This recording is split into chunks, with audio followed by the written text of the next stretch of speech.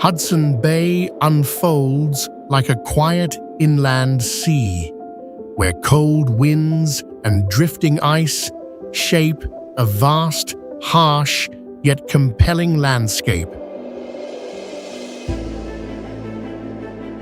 Along its shores, remote communities live in relative isolation, developing ways of life deeply adapted to the extreme natural environment.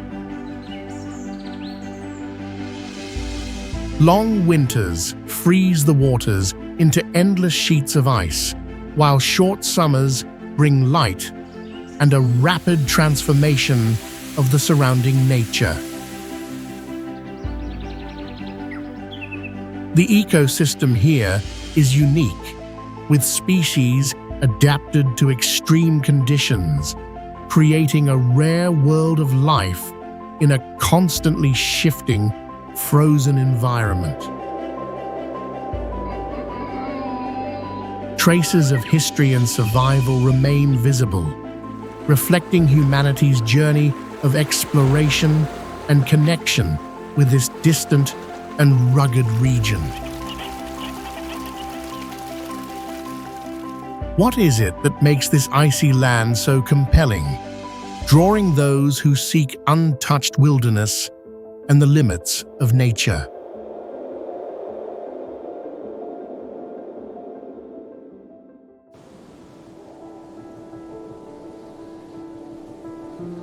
Rankin Inlet is located on the northwest shore of Hudson Bay, in the Umiujak region, Nunavut, Canada.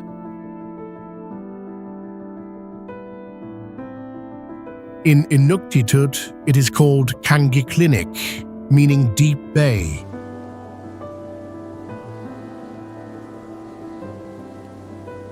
This is the main administrative and transportation hub of the region.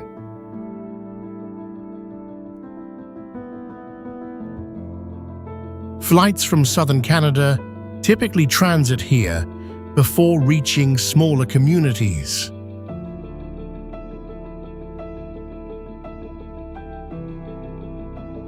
The terrain consists of Canadian shield rock, tundra valleys, and numerous small lakes.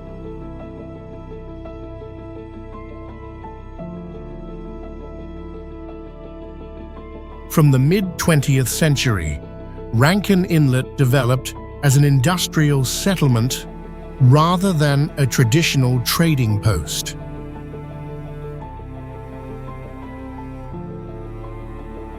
In 1953, the town was established to support mining operations.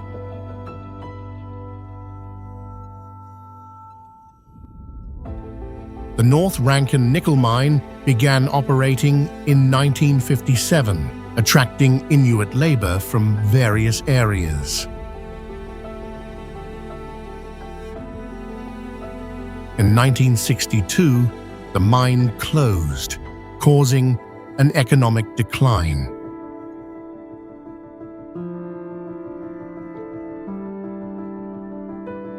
After this period, the community shifted toward public services, education, and administration.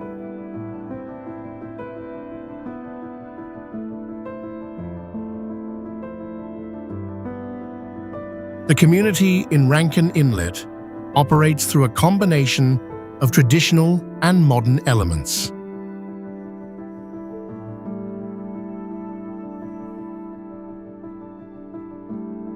Matchbox Gallery is the only Inuit ceramics facility in the world, where artists apply Western techniques to express Indigenous cultural imagery.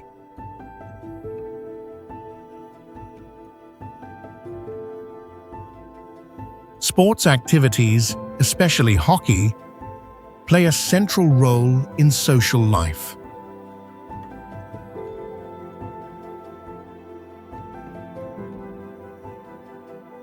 Jordan Tutu is a notable example.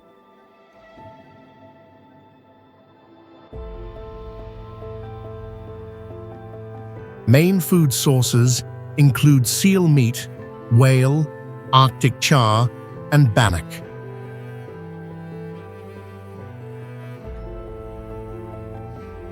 The tundra surface in Rankin Inlet extends with rugged rock structures and minimal vegetation.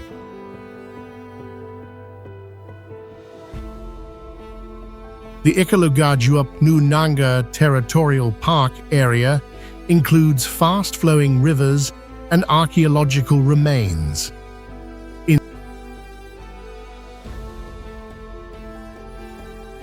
In summer, melting ice reveals dark blue water, contrasting with moss and low flowers.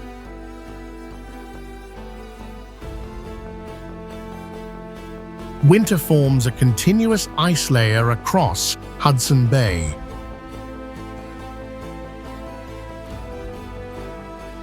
Wildlife includes caribou, Arctic foxes, and polar bears along the coast.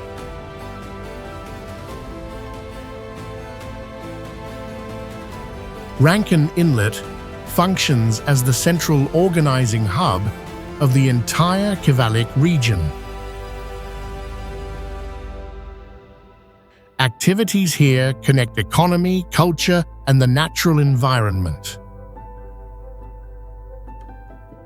How do you evaluate this area? Are you ready to approach and experience these conditions?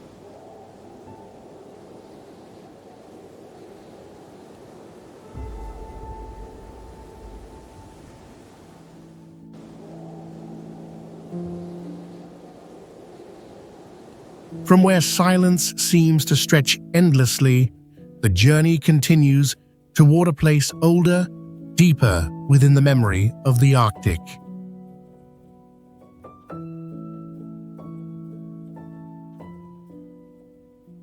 Chesterfield Inlet lies at the mouth of a narrow inlet that extends about 93 miles inland from Hudson Bay in the Kivalik region of Nunavut.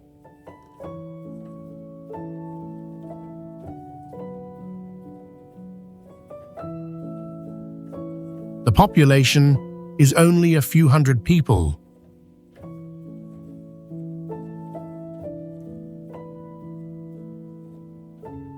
But this is not just a village.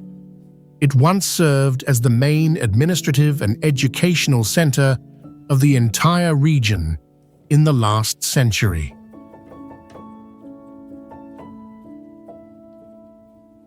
Long before modern routes existed, this place had already been inhabited for over 1,000 years.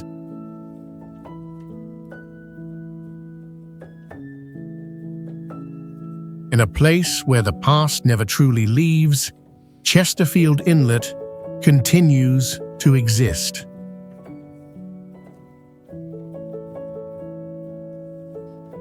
Not as a relic, but as a living part of history.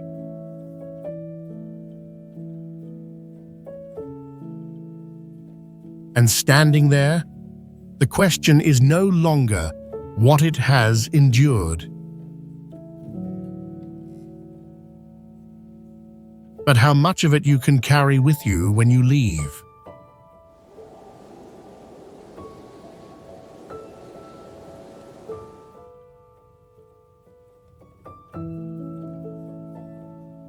A long island stretches like a cut across the cold sea, where the boundary between land and water becomes more fragile than ever. Long Island lies in the southeastern part of Hudson Bay, near the mouth of the Great Whale River, covering about 65 square miles. An uninhabited island, isolated, and almost detached from the flow of the modern world.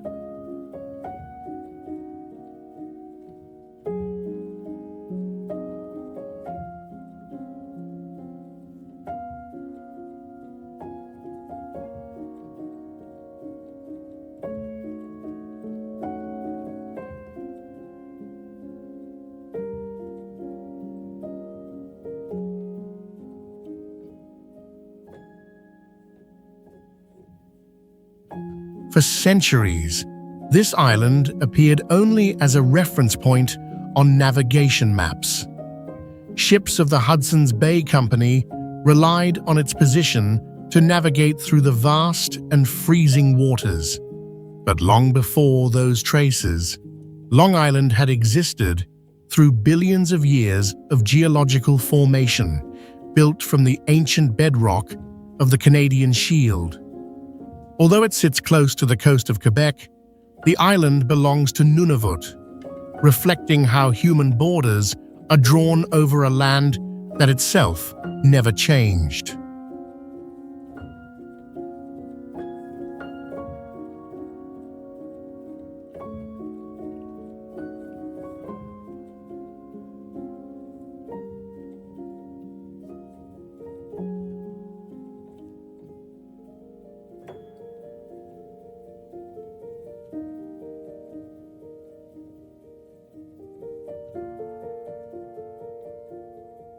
This is a place where living species follow their natural cycles without interruption.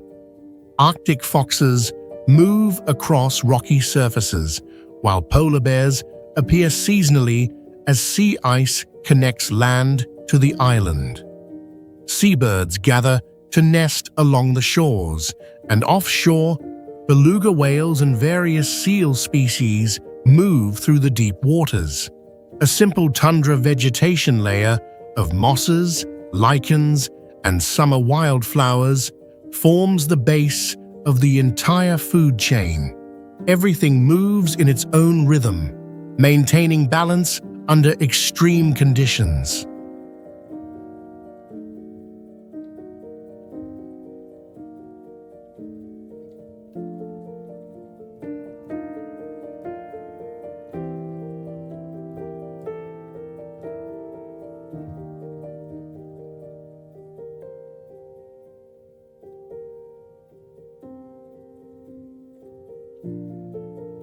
From a distance, the landscape of Long Island stretches with grey stone surfaces and frozen ground. Ice floes drift slowly across dark blue waters, reflecting shifting light throughout the day. There are no clear paths and no signs of construction. The entire space opens horizontally, where sky and sea nearly merge.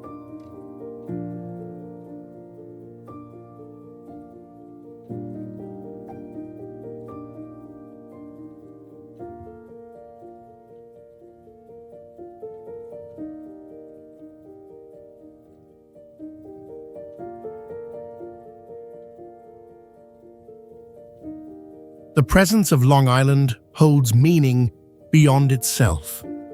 As Arctic shipping routes become more viable, as sea ice patterns continue to shift, and as untouched lands become increasingly rare, the island remains a natural observation point for ongoing changes.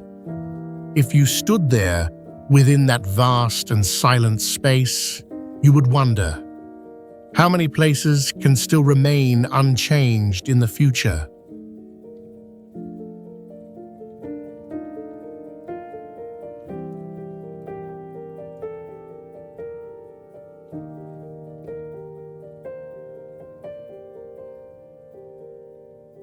Located at the northern edge of Manitoba, where the Churchill River flows into Hudson Bay, this small town exists at approximately 58 degrees north latitude. The population is only about 900 people, but its position is far from small. This is Canada's only deep-water Arctic port, connected directly to the national railway system. A remote place, but a gateway to the north.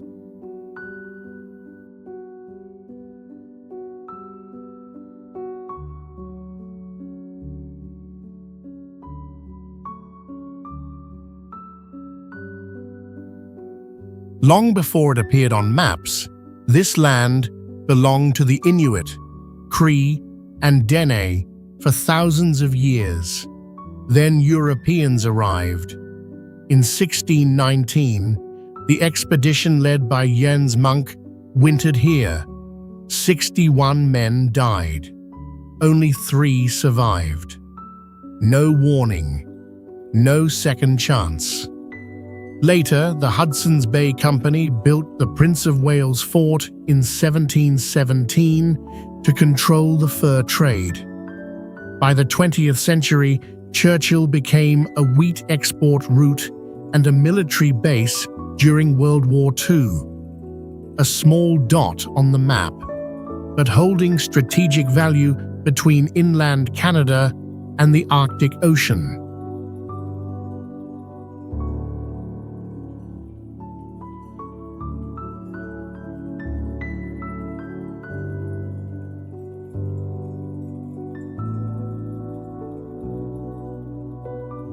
In that harsh environment, people still endure and adapt in their own way. The residents are a blend of indigenous communities and settlers. Life depends on nature. Caribou meat, Arctic char, wild geese, berries. Clothing is not a choice, it is survival. Parkas insulated with fur. Kamek boots made from seal skin, embroidered patterns that carry family and ancestral meaning. But Churchill does not belong only to humans. Hundreds of polar bears gather each fall. Beluga whales arrive in summer. Nature is not a backdrop. It fills the entire frame.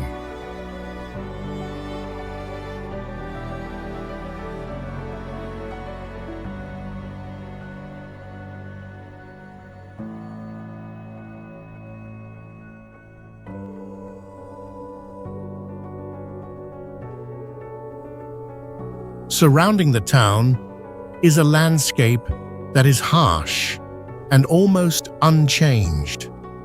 The tundra stretches to the horizon. Trees are ice-pruned, leaning to one side like flags. The wind never stops. The ground remains frozen year-round. The Prince of Wales Fort stands there, heavy, silent, enduring. In winter, the northern lights appear. Green and purple bands slide across the sky, and in the middle of it all, there is something unusual. The polar bear jail, not for punishment, but to prevent conflict between species.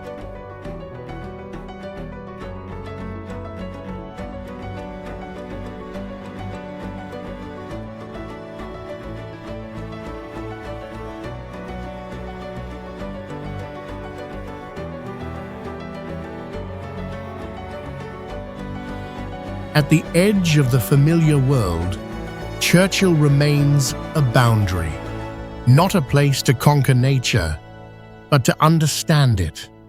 And when standing there, beneath ice and northern light, the question is no longer what this place has, but whether you truly belong there.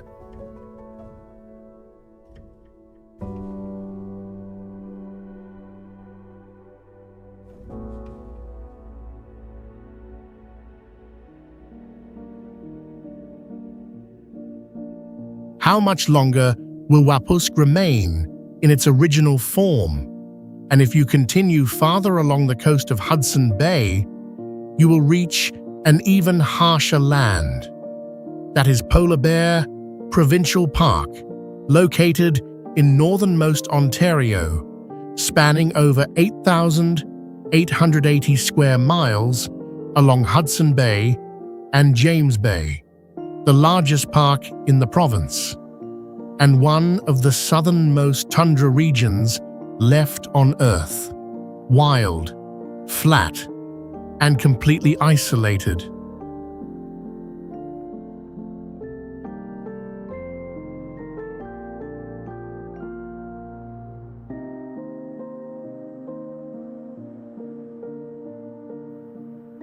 Few would expect that before becoming a park, this place once held many different roles. The Mushkegwuk Cree people survived here for generations, using the land as a source of life and movement corridor. By the 18th and 19th centuries, it became a fur trade route for the Hudson Bay Company. Then, during the Cold War, radar stations were built across the tundra. It was not until 1970 that the park was officially established, and in 1987 it was expanded to cover more than 2.3 million hectares, a place that seemed forgotten, yet always part of something larger.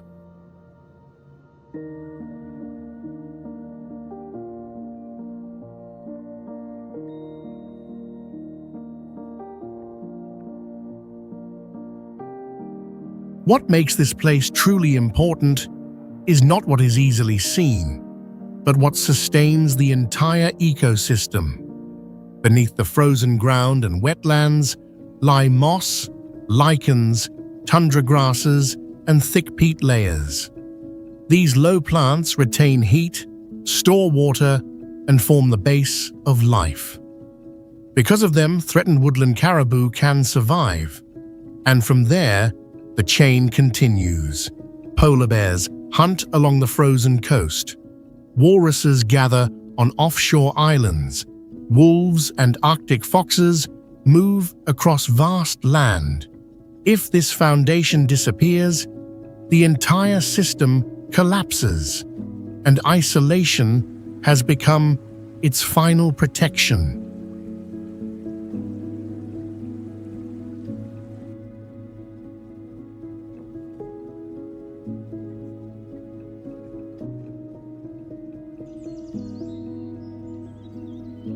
At first glance, the landscape seems empty, but it is as complex as a maze.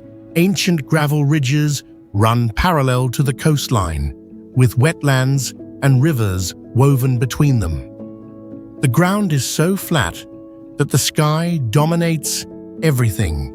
No roads, no structures, no lights, only wind, water, and open space. And when night falls, the aurora spreads across the sky in moving bands of light.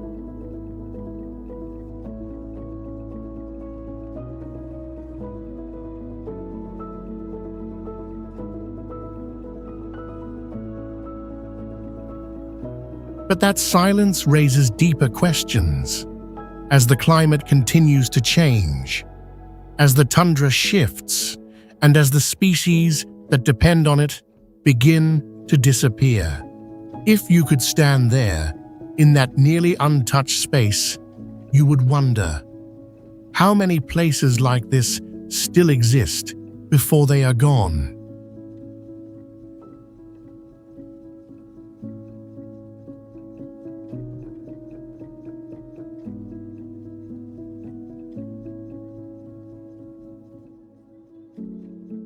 A bright white mass stands out in the cold ocean, like a permanent iceberg frozen in time. Marble Island lies in the northwestern part of Hudson Bay, near Rankin Inlet, stretching about 8 miles with quartz cliffs visible from great distances. An uninhabited island, silent and separated from all familiar rhythms.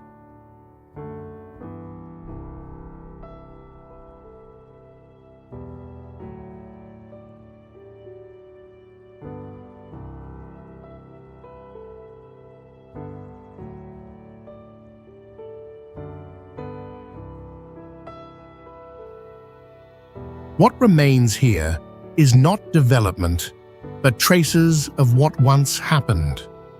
In 1719, James Knight's expedition became stranded after their ship was lost.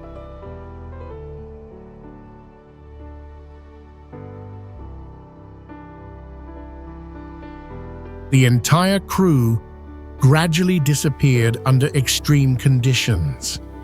Years later, only bones and fragments of memory remained. By the 19th century, whaling ships used Night Harbor as a natural shelter. The stone graves on the island mark a time when humans attempted to endure the Arctic environment.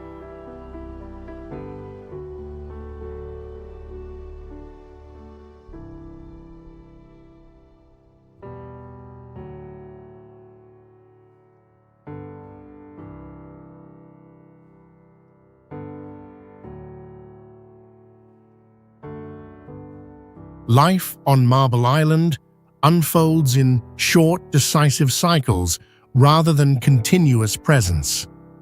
Beluga whales and bowhead whales arrive seasonally, turning surrounding waters into a key biological intersection within Hudson Bay. Seabirds nest along the cliffs during narrow windows of time, while land animals appear only when conditions allow.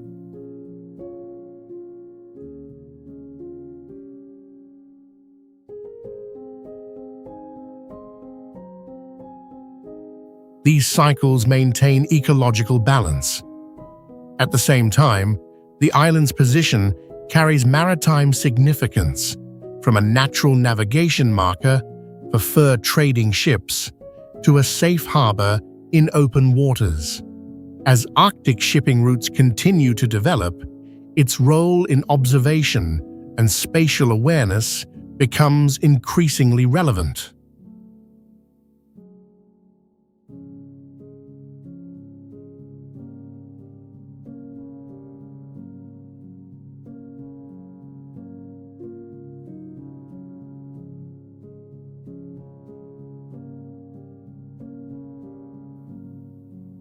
The island's landscape creates a strong contrast.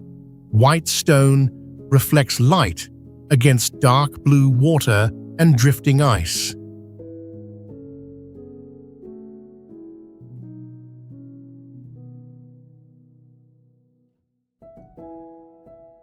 Cliffs surround Night Harbor, forming a naturally protected space.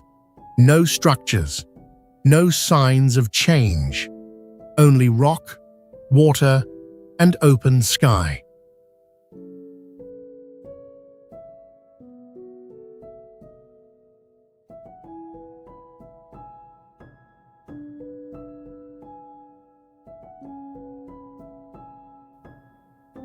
Marble Island exists as an undisturbed fragment of the northern world. What happened here has not disappeared, but remains embedded in space and time. As humans continue expanding northward, this island becomes a place to observe and reflect, a place that defines the boundary between going further and understanding deeper.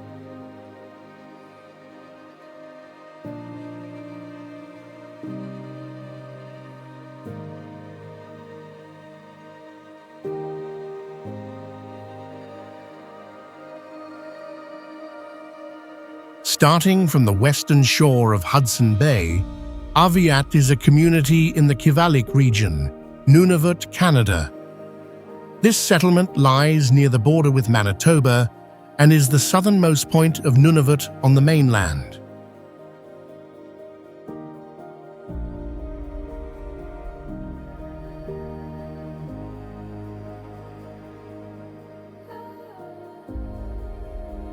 The name Arviat comes from Arvik, referring to the bowhead whale. The terrain is unusually flat, part of the tundra with permafrost and dense networks of rivers and lakes.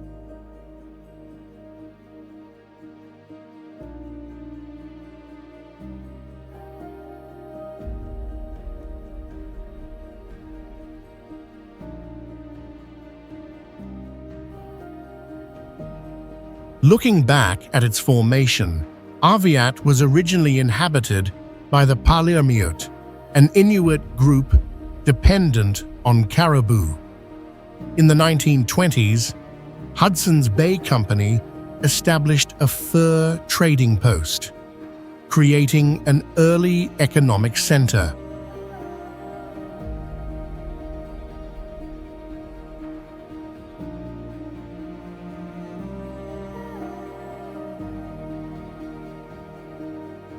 By the 1950s, Canadian government policies forced Inuit populations to transition from nomadic lifestyles to permanent settlement.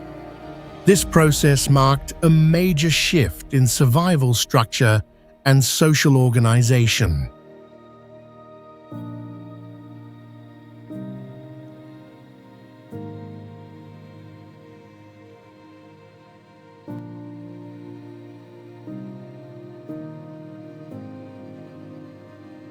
From a cultural perspective, Arviat stands out as a center of art and music in Nunavut. Many Inuit artists originate from this area. Stone carving and handcrafted items such as Arviat dolls continue to be produced.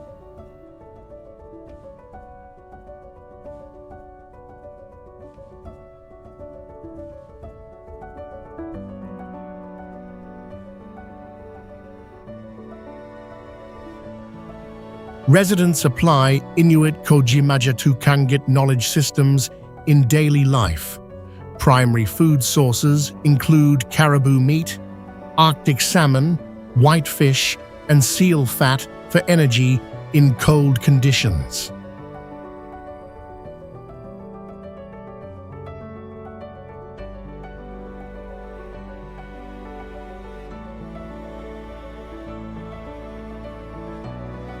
Observing the landscape shows a wide, uninterrupted environment. The tundra surface extends continuously with minimal obstacles. During migration season, Umiujak caribou herds move across the region in large numbers.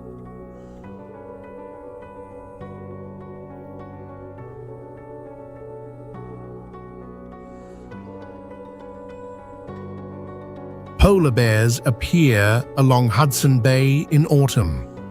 Summer brings large numbers of migratory birds. Winter skies display aurora borealis stretching across the horizon.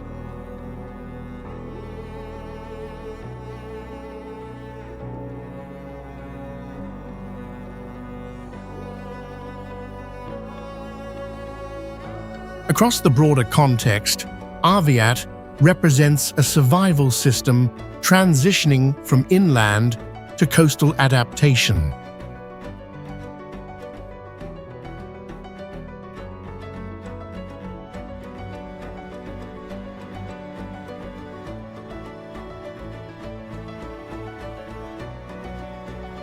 The community maintains balance between tradition and change. How do you perceive this region? Are you ready to approach and experience this environment?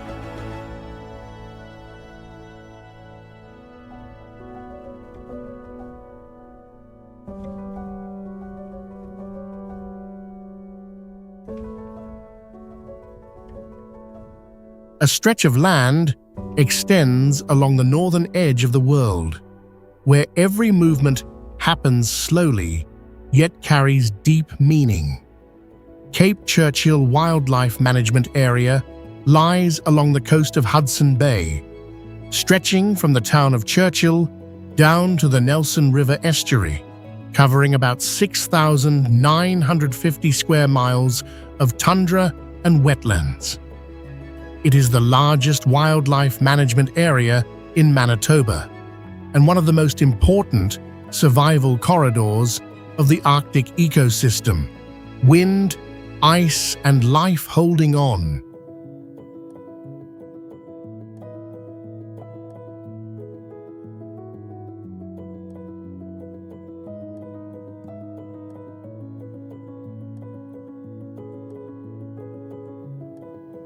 Human traces here have appeared in many different forms across time. In the mid-20th century, radar stations were built to monitor the northern skies. Rockets were also launched from this region to study the upper atmosphere. At the same time, Cree, Dimni, and Inuit communities continued their traditional hunting and survival practices. In 1978, the area was officially designated as a wildlife management area, reshaping the way humans exist here.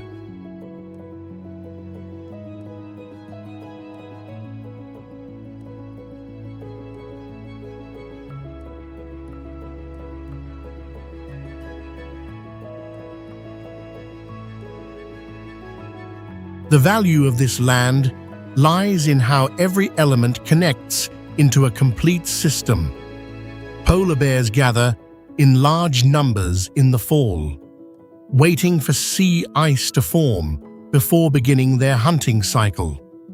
Over 225 bird species nest here, forming ecological networks across continents. The Cape Churchill caribou herd of more than 3,000 animals migrates seasonally, closely tied to indigenous life. Beneath everything is a layer of dwarf vegetation, including mosses, lichens, and Arctic willow.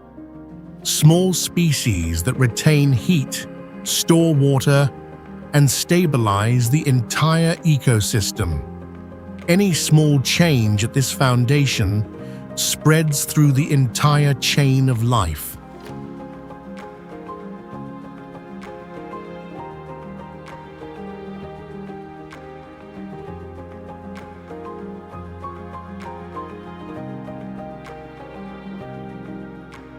The space here extends in all directions, without a clear boundary. Tundra blends into wetlands and thermokarst lakes, forming a complex network. Coastal gravel ridges become natural pathways across soft and frozen ground. Tundra buggies move slowly across the terrain, bringing humans closer to wildlife without breaking essential distance. In the distance, old radar structures remain, marking another layer of history within the vast landscape.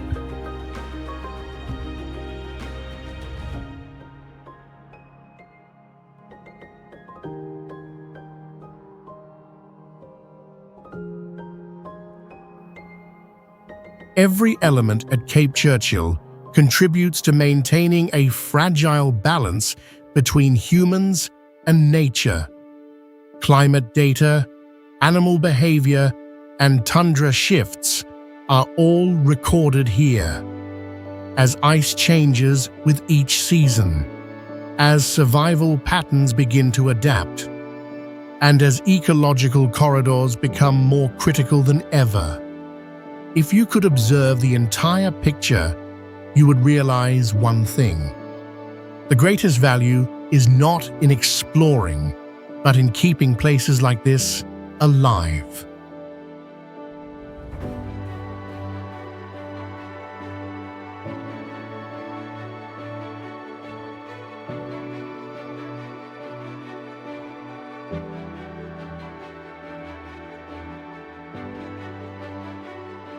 A dirt road can take you from one language system to another in just a few minutes.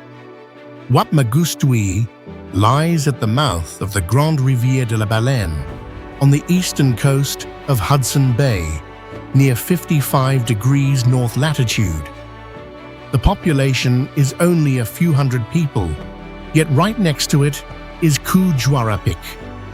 The two communities are physically connected, but belong to different administrative systems, one part of Cree territory, the other part of Inuit land.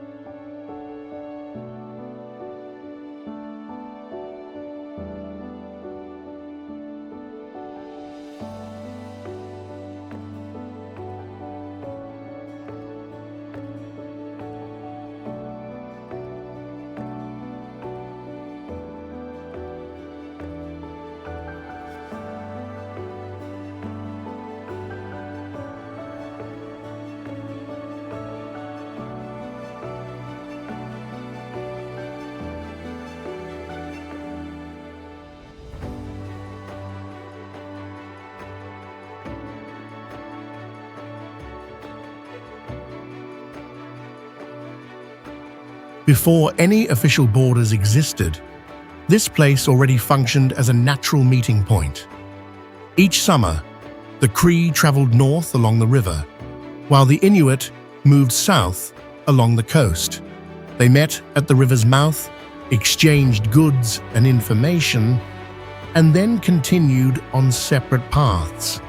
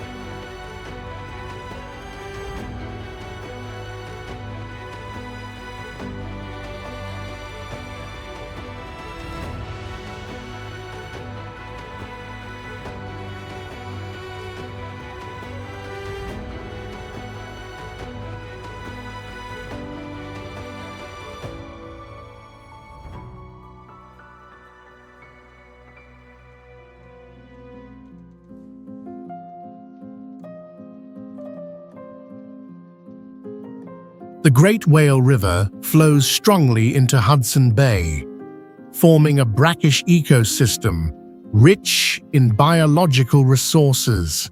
Behind it, sparse taiga forest gradually transitions into treeless tundra.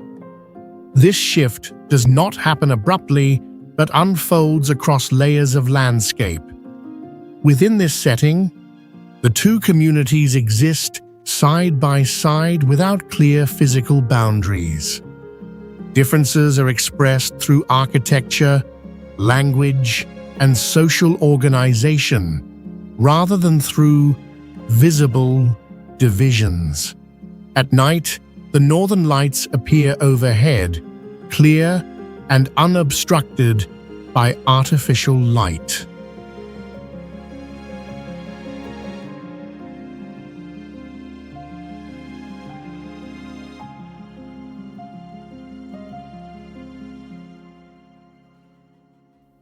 The uniqueness of Wapmagusti does not lie in its size or structures, but in how two cultural systems coexist within the same space without merging into one.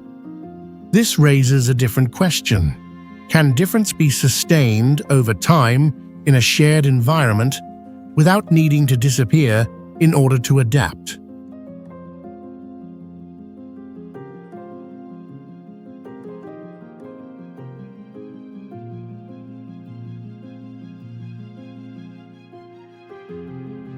Along the northern coast of Hudson Bay, Puvirnituq appears as a central settlement within the vast tundra of Nunavik. The village lies about 2.5 miles from the Puvirnituq River estuary, serving as a connection point for nearby coastal communities.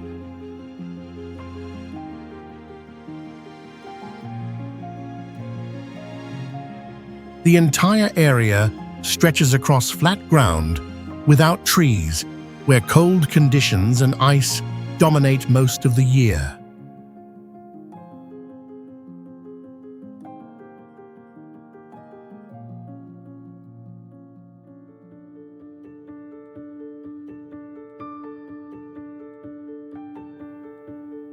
The landscape extends naturally with no clear boundaries between elements. Tundra vegetation stays low to the ground, mixed with exposed rock and small pools formed after ice melt. The Puvirnituq River winds through the terrain, reflecting faint light under a cold sky. In winter, snow and ice cover everything, blending land, water, and air into a single surface.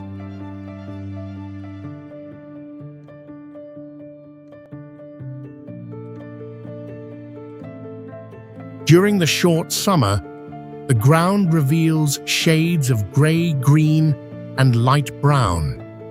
Wind from Hudson Bay moves steadily, keeping the environment in constant but subtle motion.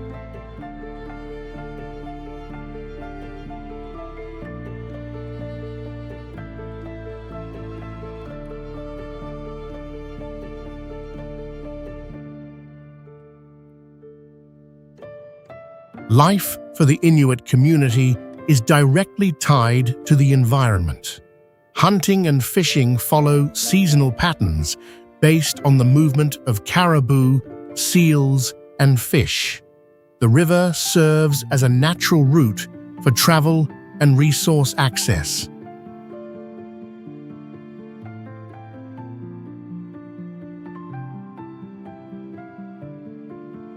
Houses are built compact and painted in bright colors for visibility during snowstorms. Food mainly comes from natural sources such as whale, seal, caribou, and Arctic char. Soapstone carving and printmaking reflect the surrounding environment, while snow festivals reinforce survival skills and community bonds.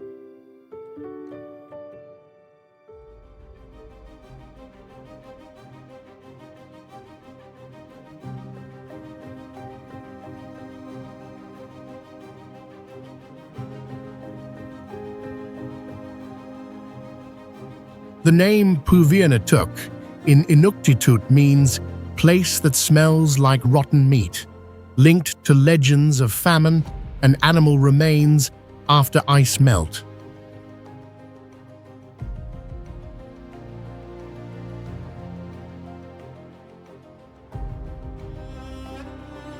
In 1952, the Hudson Bay Company established a trading post, attracting Inuit from surrounding areas to settle. Cooperative movements developed to protect economic interests. In 1975, the community opposed the James Bay Agreement, asserting control over its land.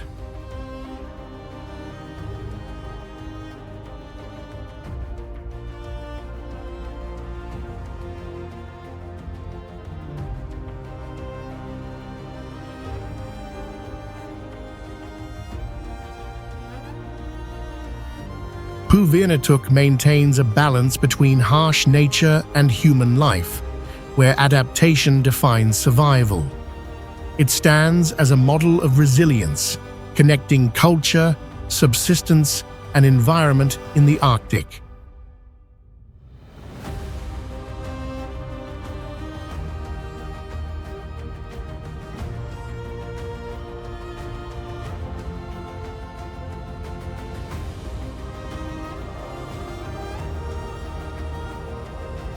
Continuing the journey along the eastern coast of Hudson Bay toward the north, we arrive at Akulivik.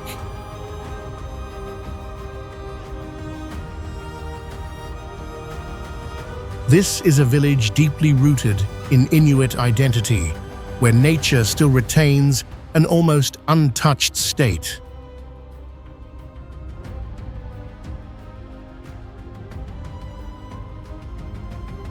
Akulivik is located on a small peninsula extending into the bay, in the Nunavik region of northern Quebec, near 60 degrees north latitude.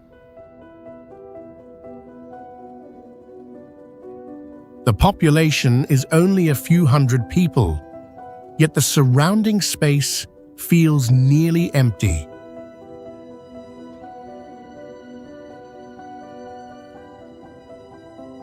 The terrain consists mainly of granite, moss, and low-lying ground, with no large trees.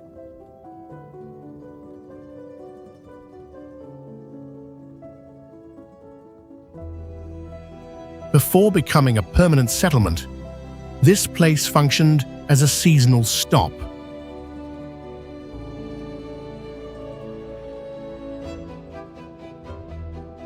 Inuit communities came here during the summer to hunt, then left when winter arrived.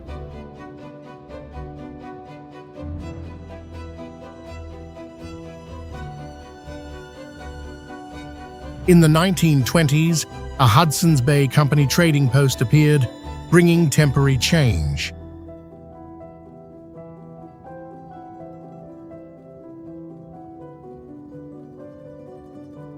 However, resources declined, and the community moved away again. It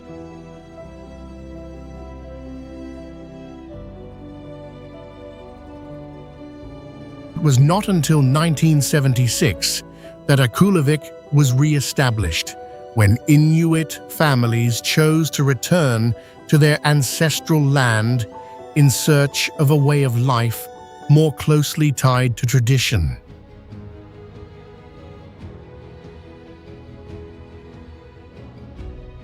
And within that space, the question is no longer what you can discover, but how long you can adapt to its pace.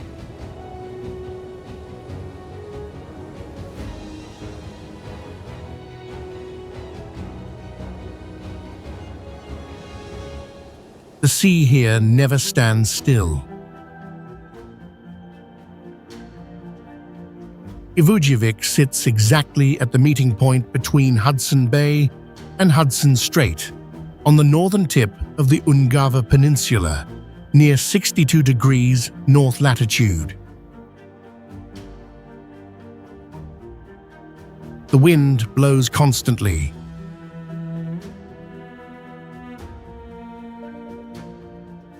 The fog is thick. Waves crash against steep granite cliffs with almost no pause.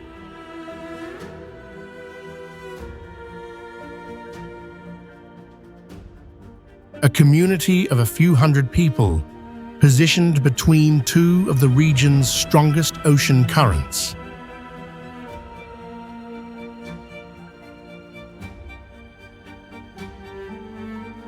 There is little separation between people and environment in Ivujivik.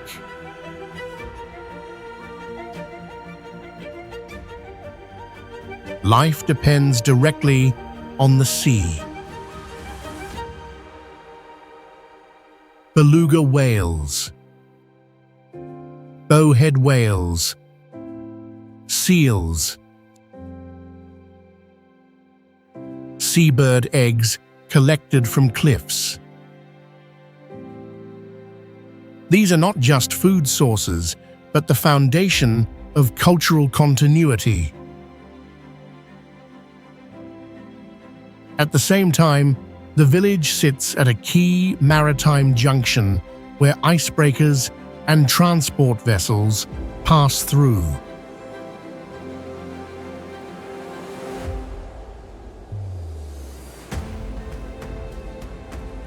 From the edge where ice piles up and the sea never rests, the journey moves southward to reach Kuujjuarapik.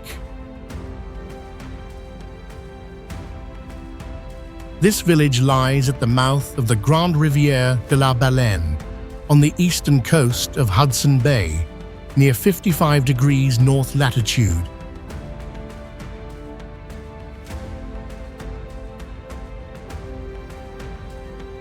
It is the southernmost Inuit community in the Nunavik region, located just a few minutes away from Wapmagusti.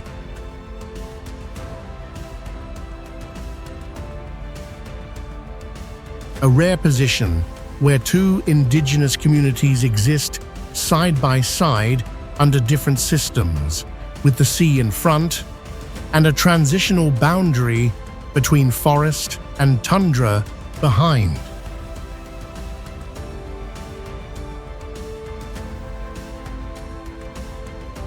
The name Kuujjuarapik means the Great Little River, yet the river here is far wider and stronger than the name suggests.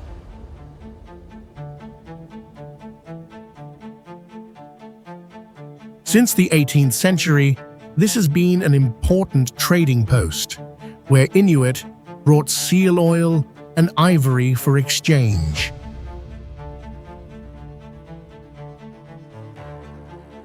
In the 1950s, the construction of a radar station and military airstrip transformed the area into a logistical hub for the entire region.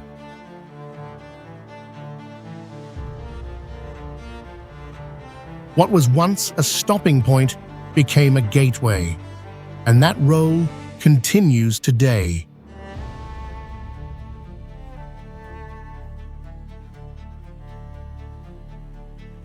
There are no clear boundaries between elements in Kuujjuarapik.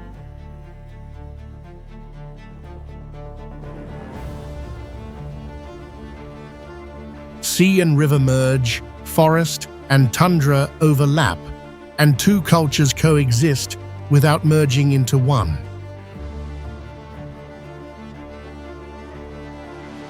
What stands out is not the difference itself, but how that balance continues to hold within an environment that is constantly changing.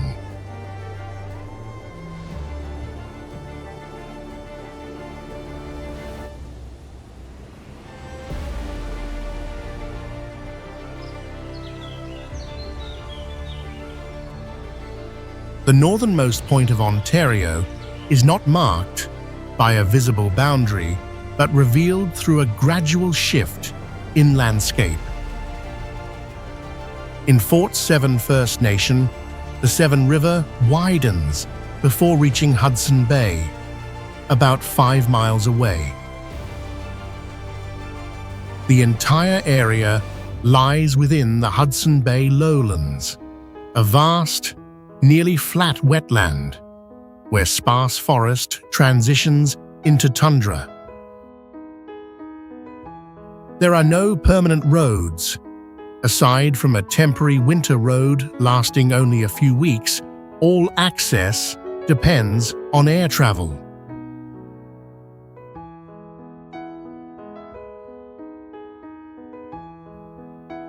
Before becoming a permanent settlement, this location functioned as a strategic trading point.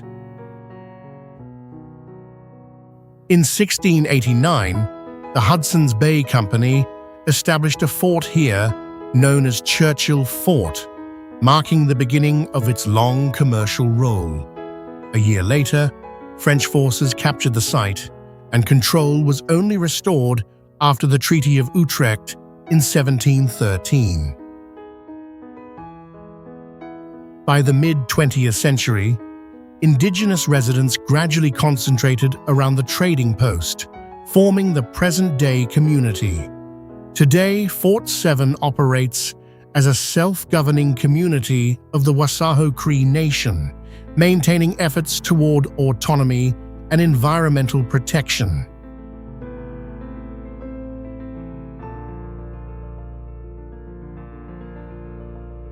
Survival skills have not been replaced, but continue alongside modern conveniences. The Wasahao Inuit, Swampy Cree, sustain a way of life centered on hunting, trapping, and fishing.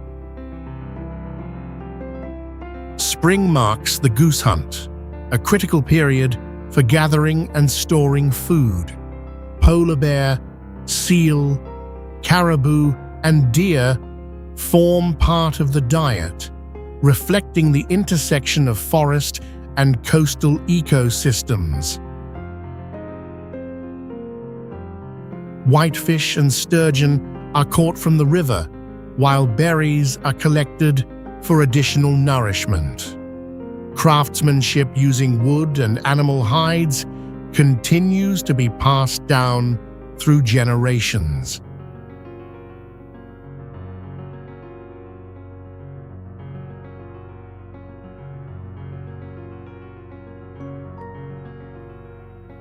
The surrounding environment operates under its own conditions, independent of human control. Along migration corridors, polar bears frequently appear near the settlement, especially in autumn.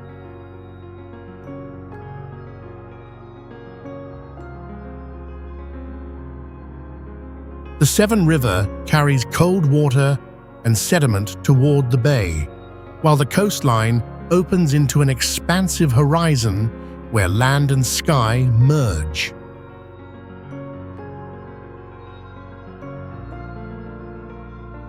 The last black spruce trees grow sparsely before giving way entirely to treeless tundra. At night, aurora borealis spreads across the sky, unobstructed by artificial light.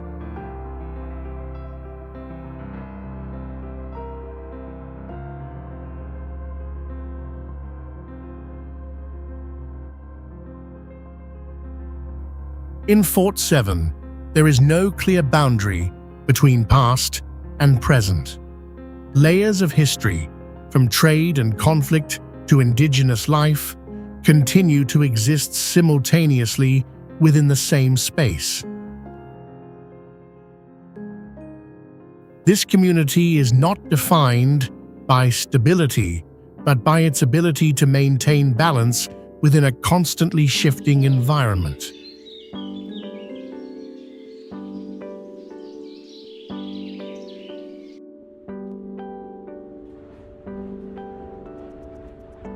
Located at the northern edge of Hudson Bay, Naujaat is an Inuit community in the Kivalliq region of Nunavut, Canada. This settlement lies directly on the Arctic Circle and holds a distinct geographic position. In Inuktitut, Naujaat means nesting place of seagulls, referring to a cliff about 3.1 miles north of the village. The terrain consists of low rocky hills, small bays, and tundra shaped by polar climate conditions.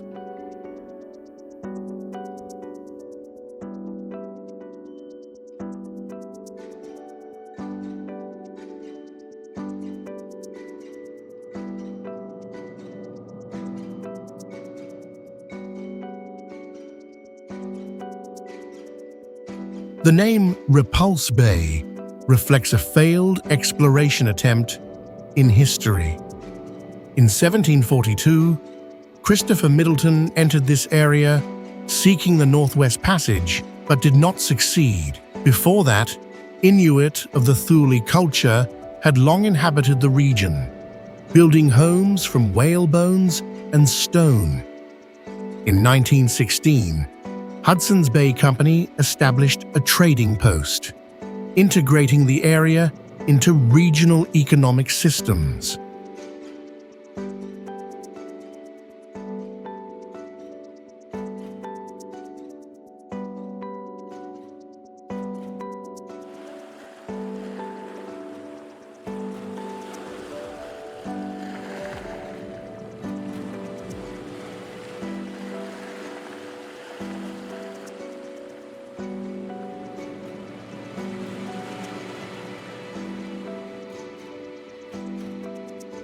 The restoration of the name Naujaat in 2015 marked a shift in cultural identity.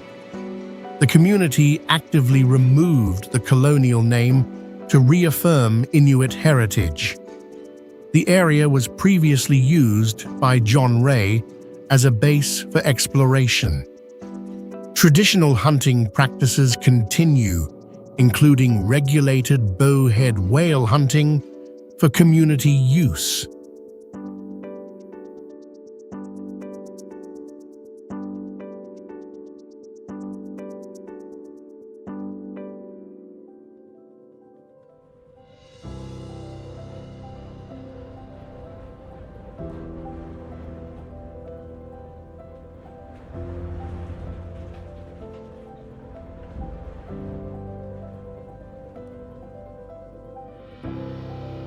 Cultural and daily life activities are directly tied to natural conditions. Stone and ivory carving depict Arctic wildlife and spiritual life. Main food sources include maktak, caribou, seal, and Arctic char. Hunting and resource skills are passed between generations. Narwhal pods move into the bay during summer, allowing close observation. Northern cliffs host large seasonal seabird nesting colonies. Exposed ancient rock formations show irregular shapes. Due to its Arctic Circle position, summer brings continuous daylight, while winter features extended aurora borealis in dark skies.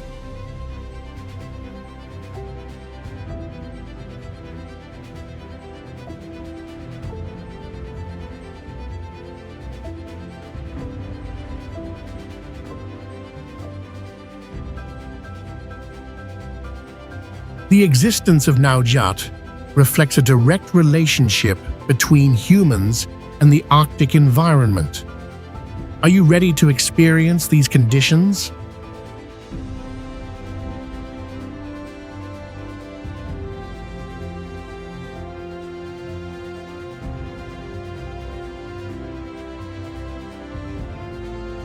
Where fresh water suddenly opens into a cold ocean, Churchill River estuary appears as a clear intersection between two worlds.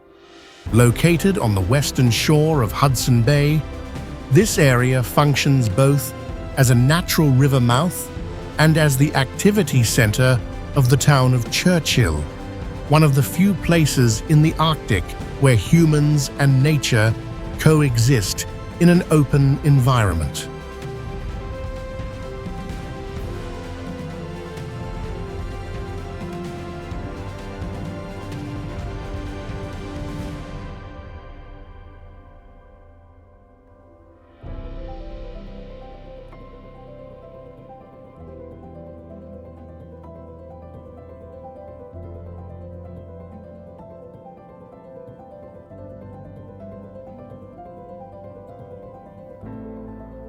Unlike many estuaries, the terrain here is constricted by hard granite formations of the Canadian Shield, forming a narrow outlet to the sea.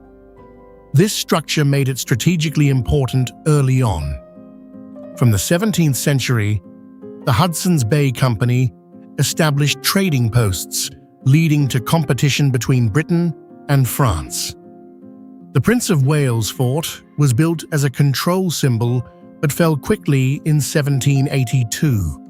By 1931, the Hudson Bay Railway turned Churchill into Canada's only deep-water port connected directly to the Arctic Ocean.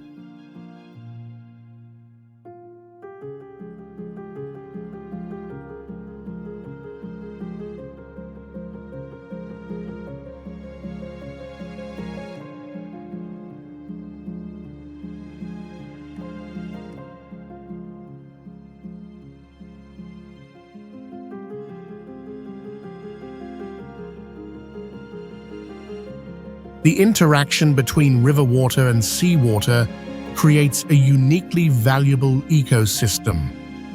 In summer, thousands of beluga whales gather here to calve and molt, taking advantage of the warmer, less saline water. At the same time, polar bears remain stranded on land due to melting ice, turning the estuary into a major gathering point before winter. This combination makes Churchill a high-value ecotourism center while maintaining its importance in climate research and Arctic wildlife behavior studies.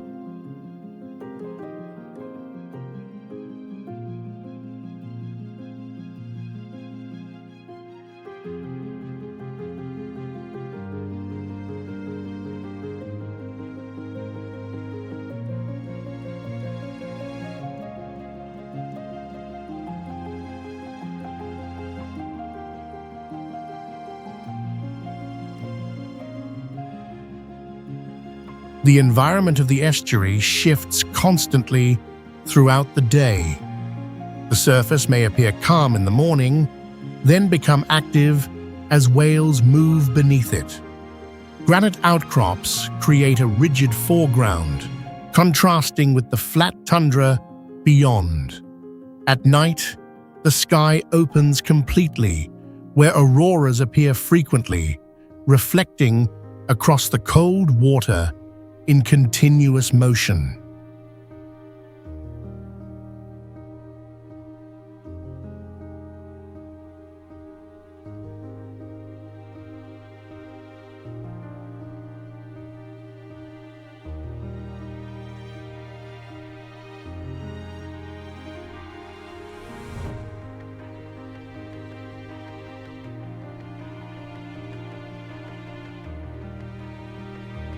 Churchill River estuary is not just where two water bodies meet, but where history, ecology, and human activity converge.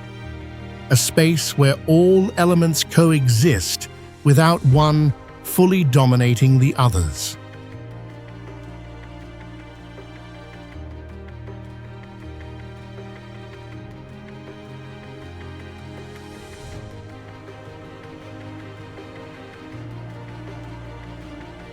Leaving behind the river mouth, where ecosystems overlap, the journey continues northward to reach Umiujak. The village sits on the eastern coast of Hudson Bay, about 99 miles from Kuujjuarapik, nestled beneath the characteristic Cuesta cliffs of Nunavik. A small community, yet positioned within rugged terrain and the vast open space of the subarctic region.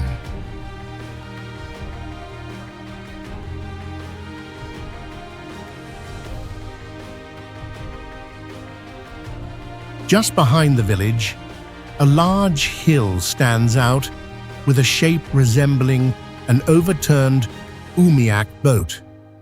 From that image, the name Umiujak was formed. This is not a settlement that developed gradually over time, but one that appeared in 1986. Inuit families left Kuujjuarapik not because of resource scarcity, but to avoid the impact of large hydroelectric projects and preserve their traditional way of life. This decision did not unfold over generations. It happened within a clearly defined moment.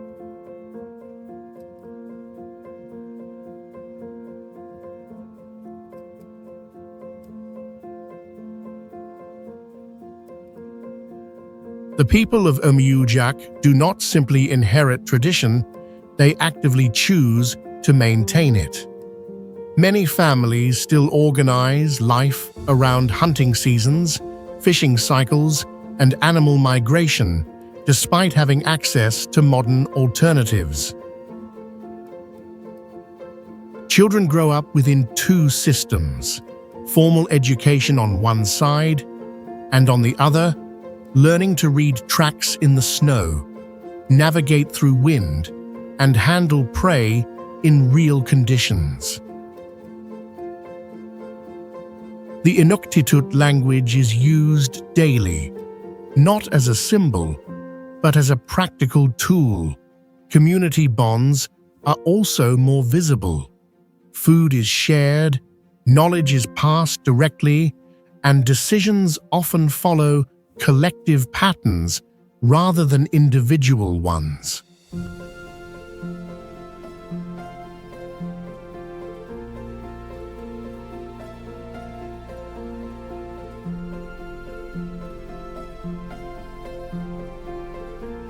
From above, the terrain reveals a clear structure.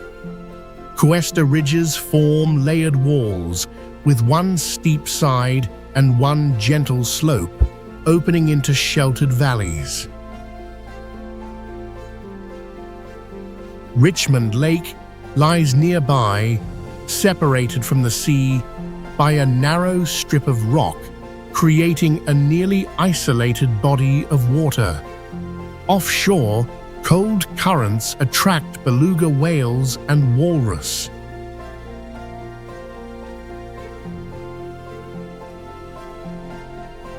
Not far away, the Nastapoka waterfall drops directly into Hudson Bay without passing through a major river system.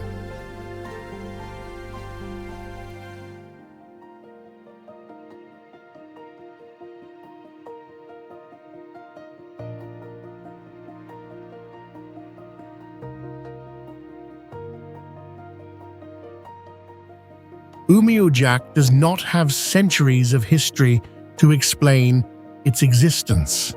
It emerged from a specific decision, and continues to operate based on that choice.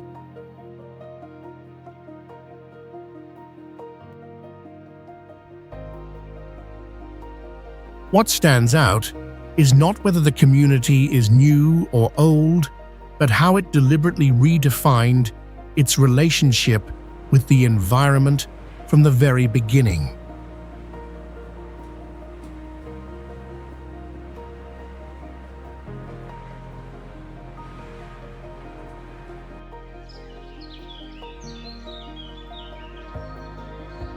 From the cliffs and sheltered valleys of Umiujak, the journey continues along the coast of Hudson Bay to reach Inuujak.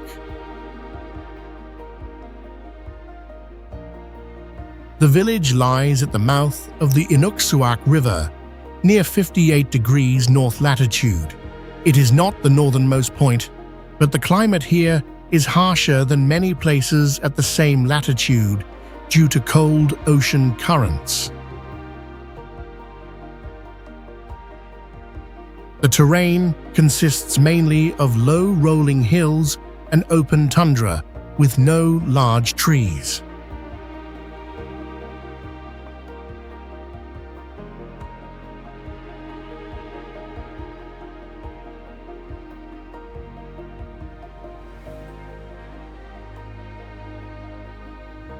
The name Inuujak means the giant, although the place was once known as Port Harrison during the trading era. Inuit communities have lived here for thousands of years, leaving behind archaeological evidence. In the early 20th century, fur trading posts turned this into a commercial hub. However, history here is also marked by the 1953 High Arctic relocation, when Inuit families were forcibly moved far north, creating long-lasting disruption within the community.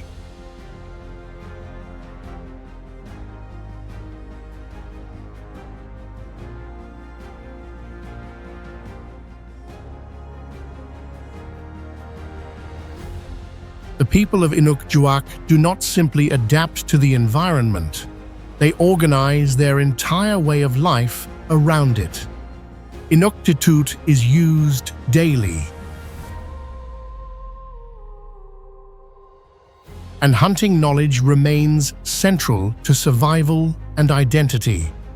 Food is not treated as a commodity, but as a direct result of experience and environmental understanding. Artistic expression, including stone carving and throat singing, functions as a form of cultural memory rather than performance. Even in a modern context, these elements continue to exist without being replaced.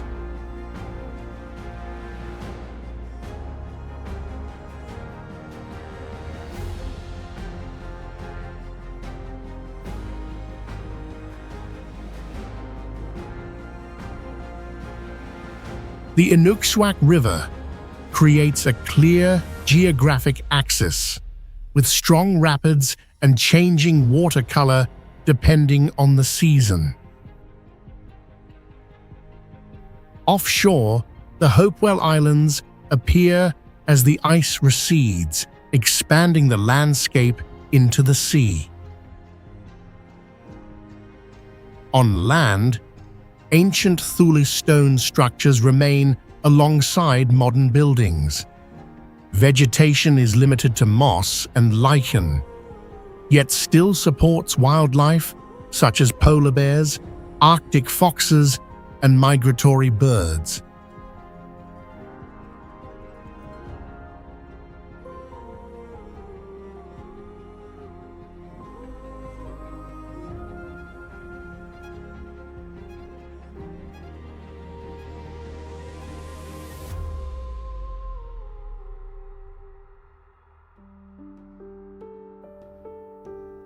Inuujak is not defined only by its location or landscape. It carries multiple layers of history and the ways people respond to them.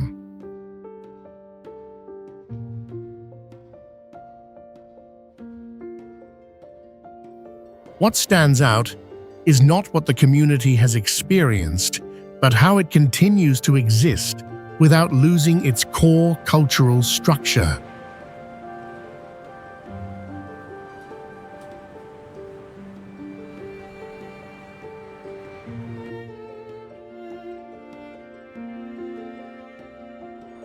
Along the western coastline of Hudson Bay, where land and water merge, North Knife River estuary appears as a nearly untouched natural transition zone.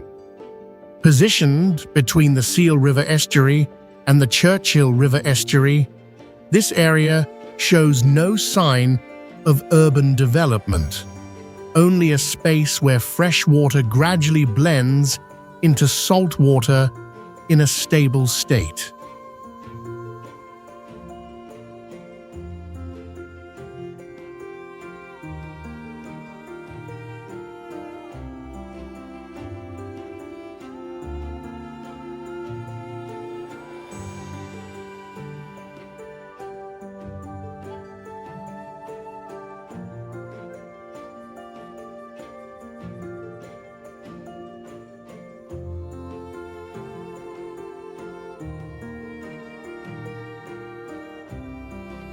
The formation of the estuary is tied to glacial retreat and post-glacial land uplift.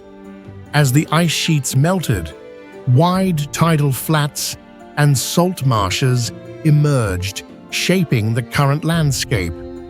The North Knife River remains unregulated, maintaining its natural flow through a network of small channels across tundra before reaching the sea. Historically, this area served as a travel corridor for Dene and Inuit peoples, and later as a secondary route used by Hudson's Bay Company trappers to access inland regions.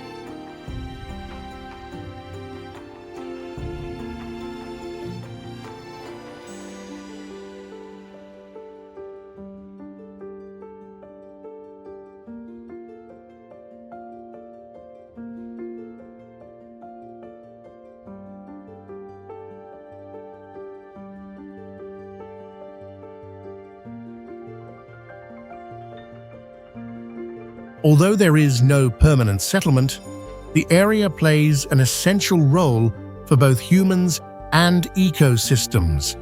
Fish, such as Arctic char and whitefish, provide food for nearby indigenous communities, while the estuary supports a continuous ecological corridor for polar bears along the Hudson Bay coast.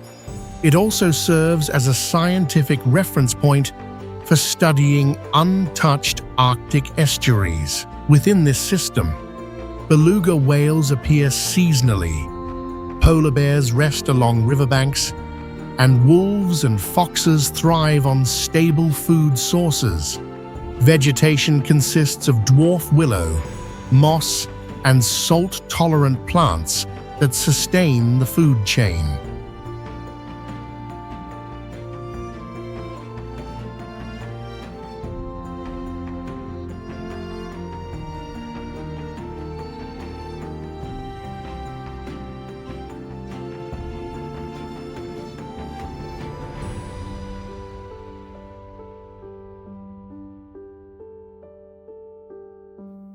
The environment functions like a natural labyrinth.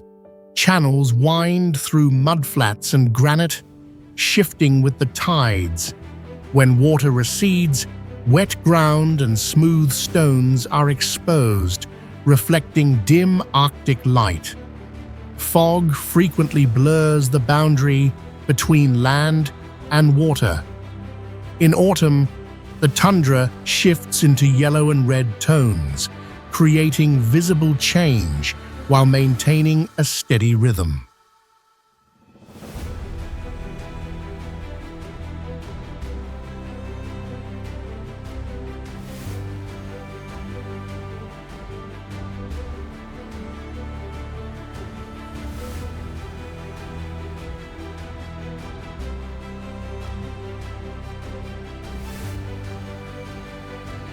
North Knife River estuary remains a baseline ecosystem where natural conditions persist without interruption from human activity.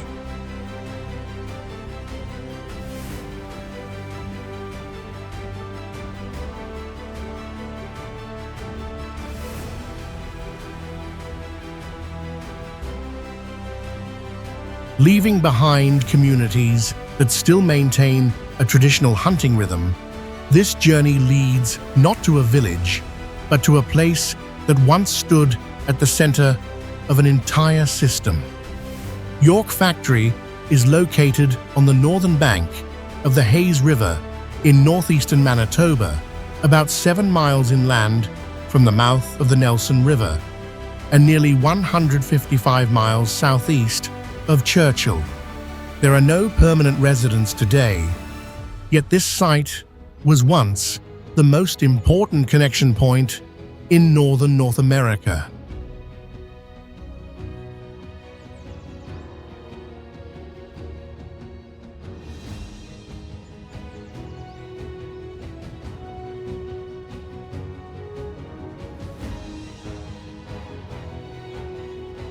On what is now an empty landscape, York Factory once operated as a large administrative center. Established in 1682 by the Hudson's Bay Company, it became the main trading hub for more than 2 centuries. During conflicts between Britain and France, control of the site changed multiple times before being secured under British authority after the Treaty of Utrecht in 1713. From here, European goods moved inland, and furs from across the northwest were gathered for export. In 1957, with changes in transportation systems, all operations ceased, ending nearly 300 years of activity.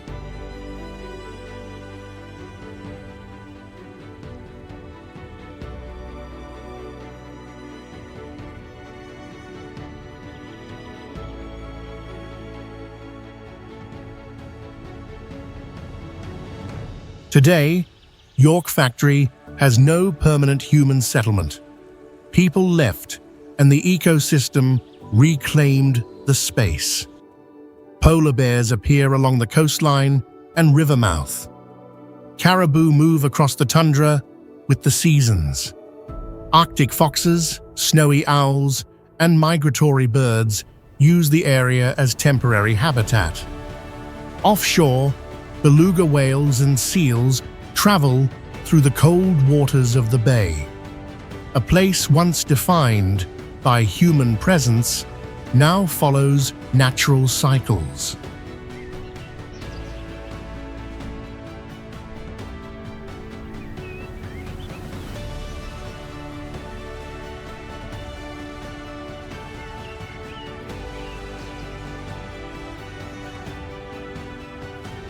The Hayes River widens as it approaches Hudson Bay, carrying dark sediment and seasonal ice flows. On both sides, low tundra covered in moss and lichen stretches toward an uninterrupted horizon. Wind moves constantly across the open land. Beyond, the bay appears cold and gray, shifting with light and weather. Scattered wooden structures remain, creating a stark contrast between human remnants and the surrounding natural space.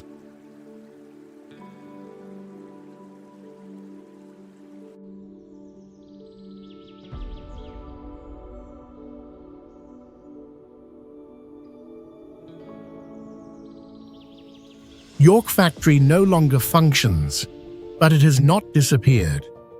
It remains as a physical layer of memory, where history, nature, and time overlap. What remains is not purpose, but the trace of a system that once operated in this harsh environment.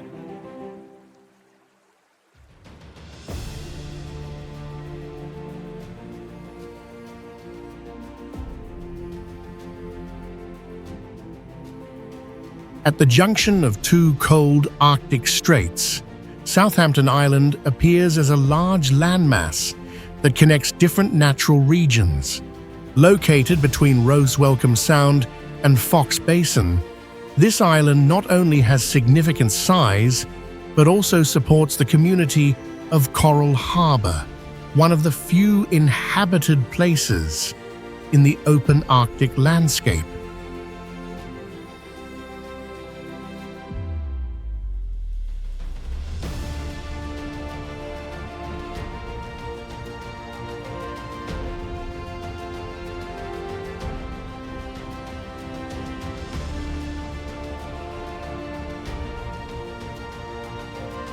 The terrain here is not uniform, but clearly divided into two contrasting parts. The north and northeast consist of steep granite plateaus, creating a closed and elevated appearance when viewed from the sea. In contrast, the west and south stretch into flat lowlands with limestone foundations, forming wide tidal flats and shallow lakes. This contrast makes the island feel like two distinct landscapes existing within a single space.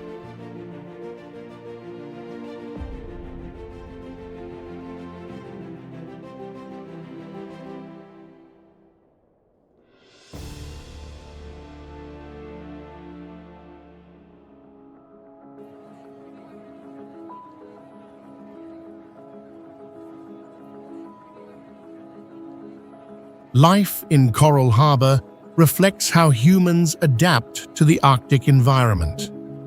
The Inuit community maintains hunting of seals and caribou along with fishing as primary food sources, while also engaging in modern activities such as transportation and research support.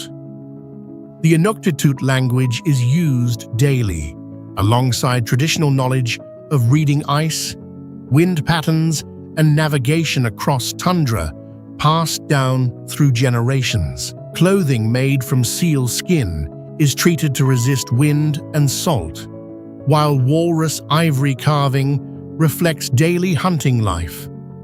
Local food remains simple, focusing on fish, seal meat, and caribou suited to the harsh climate.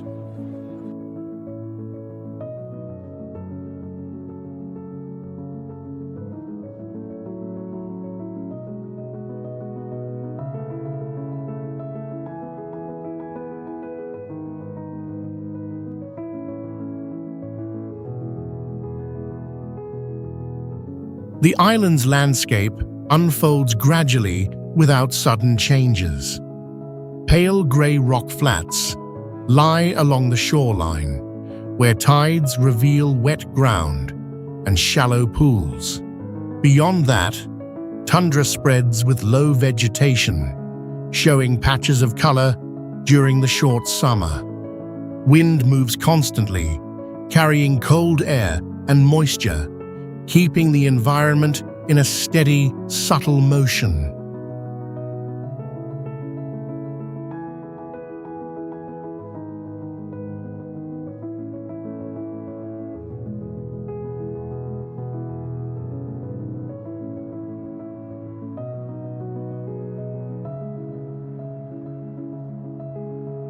Southampton Island maintains a clear balance between humans and nature, where all activities remain limited and aligned with existing conditions without altering the overall structure of the environment.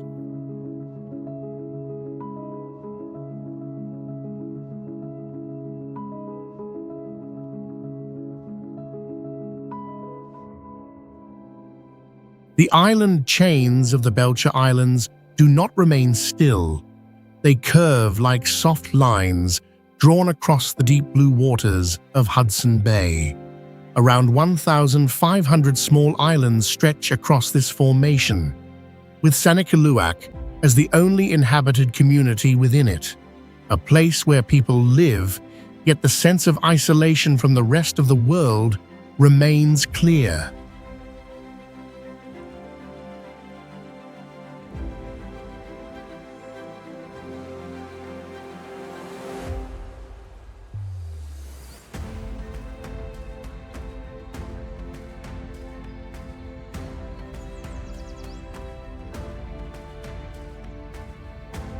Rather than forming through typical terrain processes, the entire archipelago is the result of rock layers compressed and folded billions of years ago.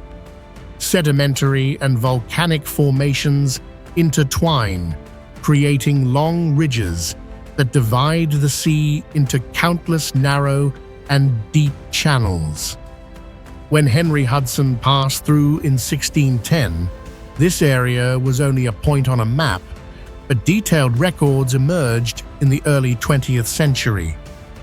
Among these histories, the 1941 event stands out, when an extreme religious episode left a lasting mark on the community's memory.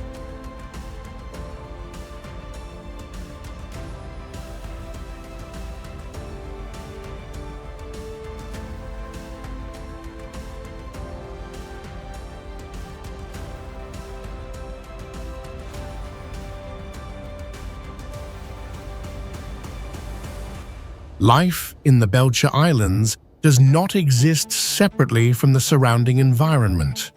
It operates directly from it. The Inuit community in Akulivik developed techniques using eider duck down to create products that are both lightweight and highly insulating, becoming an important source of income. Stone carving from argillite also emerged from local materials, reflecting a life connected to the sea and birds. At the same time, the archipelago's position allows monitoring of water flow and salinity changes, making it a valuable point for climate research.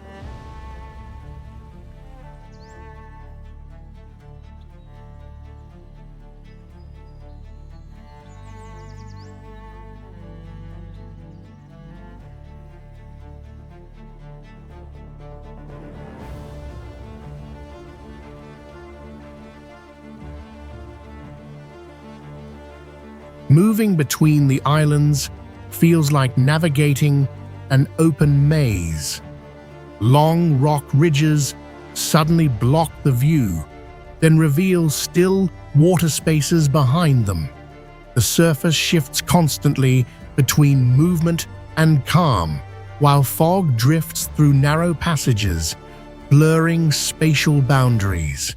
There are no large trees, but wild berries cover the tundra surface, adding unexpected color against the cold stone background.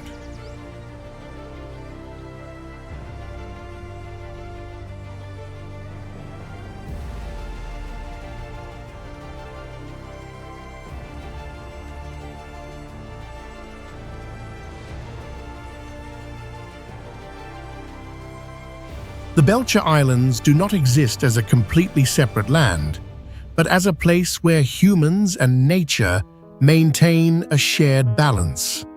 All activities unfold slowly, controlled, and directly dependent on the surrounding environment.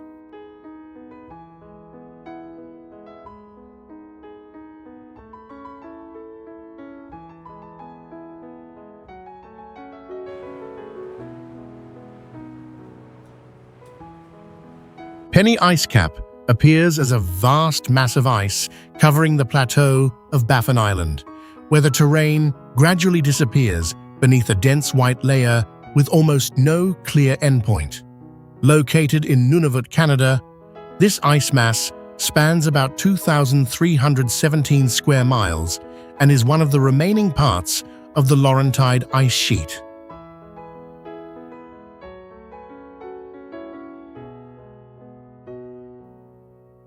From elevations above 6,562 feet, the ice does not remain still but slowly shifts, forming glaciers that slide down into surrounding valleys. Deep crevasses, compressed layers of ice, formed over thousands of years, and internal bands preserve traces of climate history.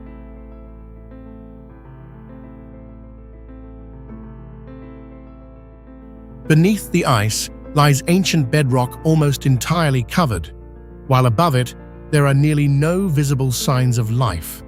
This space exists in a state of stillness, yet it is not truly motionless.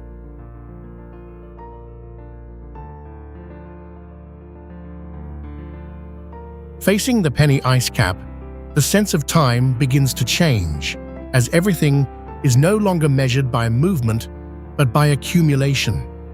This ice mass does not need rapid change to create impact, as its very existence is enough to shape the entire region.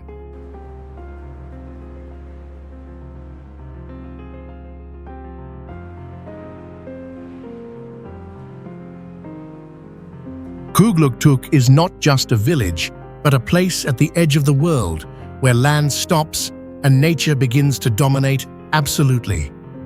Located in western Nunavut, northern Canada, and only about 15.5 miles from the Arctic Circle, this place exists as a point almost isolated from the rest of the planet.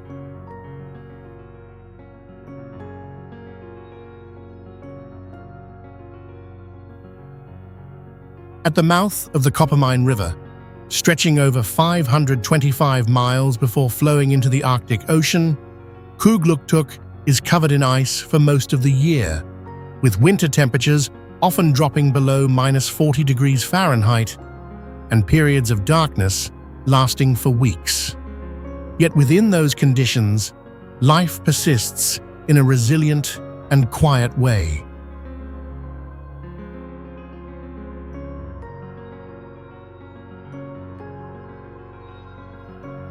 About 1,500 Inuit people live here, not seeking to change nature, but learning to adapt to it through generations. They read the wind, understand the ice, and exist in rhythm with this land as an inseparable part of it.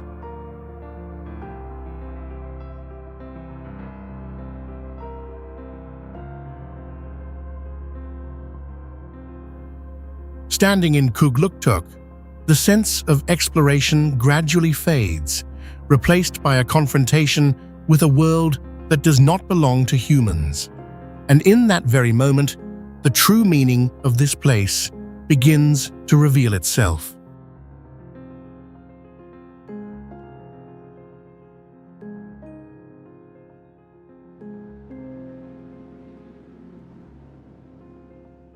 Devon Island lies in the Arctic waters like a massive landmass, with no permanent residents, where almost all traces of human presence are absent. Located in Nunavut, Canada, the island covers about 21,236 square miles, making it the largest uninhabited island in the world.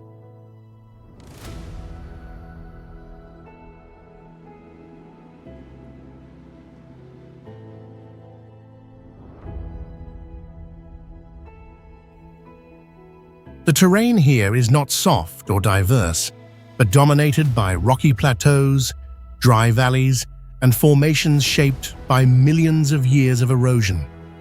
The Horton crater, about 14 miles wide, sits on the island as an ancient impact mark, interrupting the otherwise uniform surface.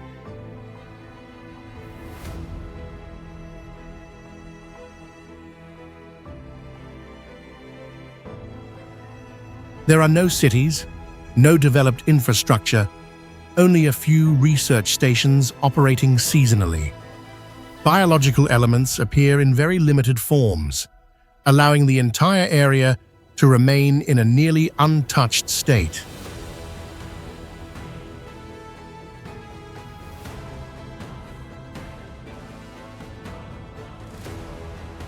Devon Island does not create a sense of isolation in the usual way, but rather feels like a piece of land never integrated into the familiar systems of human life, a place that exists fully without needing to be filled.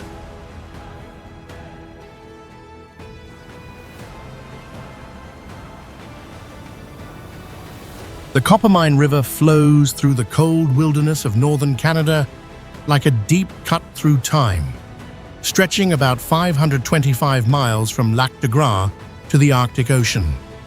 Located within Nunavut and the Northwest Territories, this river reveals a journey almost uninterrupted by any signs of urban presence.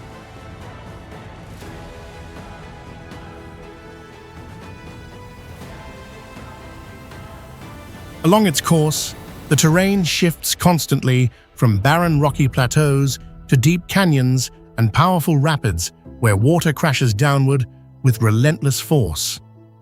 In winter, temperatures drop well below -30 degrees Fahrenheit, causing much of the river to freeze. But when the ice melts, the flow becomes fierce and difficult to control.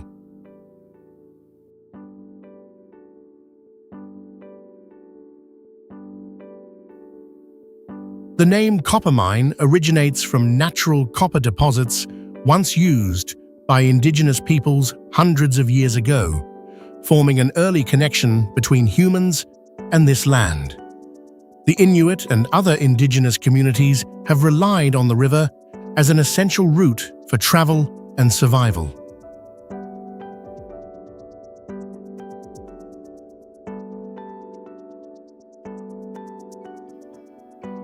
Following the Coppermine River, the sense of distance and time gradually stretches as everything around becomes larger and more rugged. Here, the current not only shapes the landscape, but also echoes a world that existed long before any trace of humanity.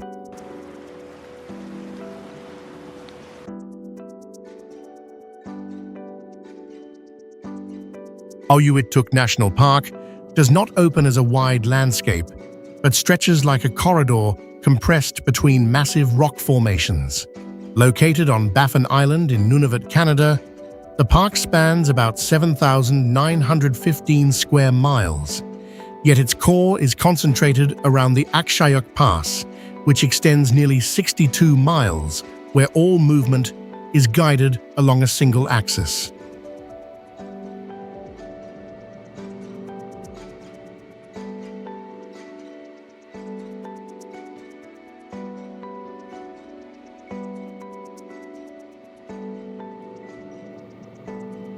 On both sides of this corridor, sheer granite walls do not create a sense of protection, but instead seem to tighten the space, leaving the sky as only a narrow strip above. Peaks such as Thor and Asgard do not blend into the landscape but stand apart, cutting across the view and dividing the space into clearly defined segments.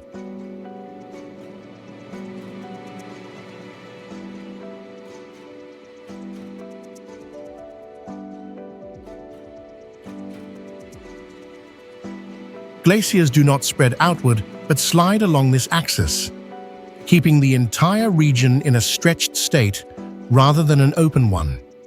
Every element follows a fixed direction, with no dispersion.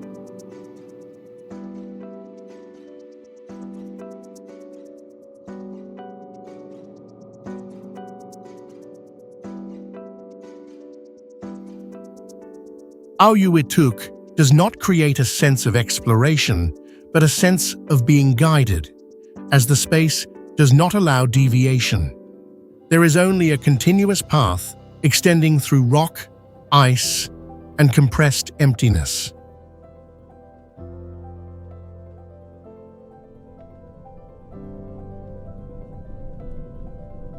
Iqaluit does not expand like a typical city, but maintains a compact structure along the edge of Frobisher Bay on Baffin Island.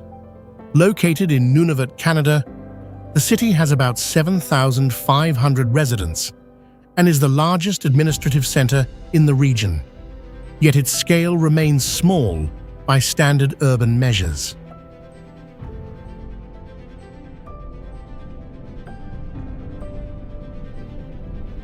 Residential areas do not form continuous blocks, but are separated into clusters with open land and short roads in between. There is no dense central district, as everything is distributed based on need rather than strict planning.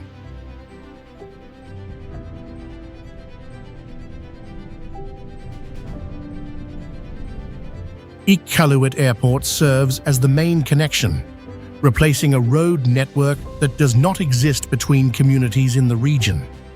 All movement in and out depends on flights, giving the city its own operational rhythm.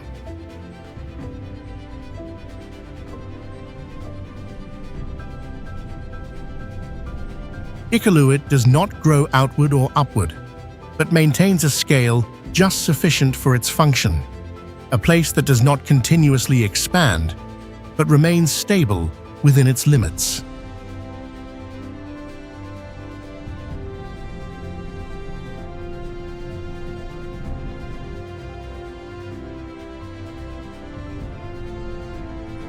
Baffin Island cannot be seen as a typical island because its size exceeds the usual perception of a landmass surrounded by water. Covering about 195,755 square miles in Nunavut, Canada, it is the largest island in Canada and the fifth largest in the world.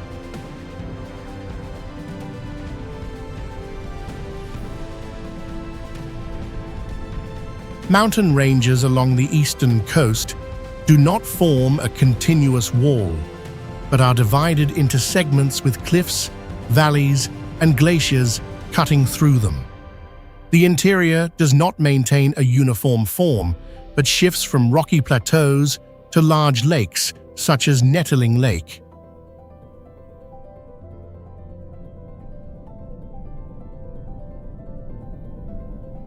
Communities like Iqaluit and Puvirnituq are not close to one another, but completely separated, each maintaining its own rhythm without road connections. The distance between them is not only geographic, but also a real separation.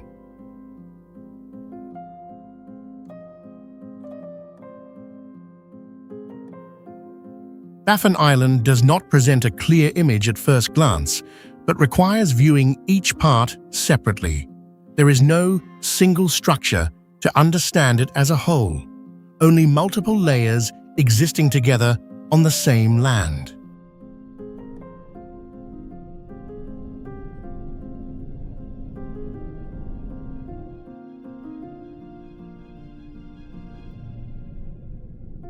Rankin Inlet begins at the shoreline, where everything stops, before extending into a distance with no clear endpoint. Hudson Bay lies directly ahead, opening outward without obstruction, making the entire town feel oriented in a single direction. With about 3,000 residents in Nunavut, Canada, this place does not expand outward but remains positioned along the water's edge.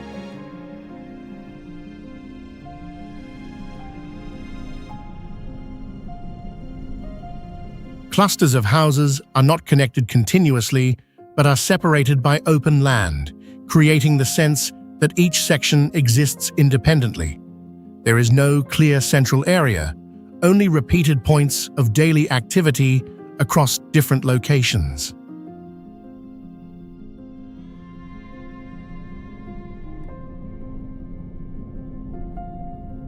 Traces of the nickel mine from the 1950s still remain, but they do not lead to further development. After mining stopped, nothing expanded beyond what already existed.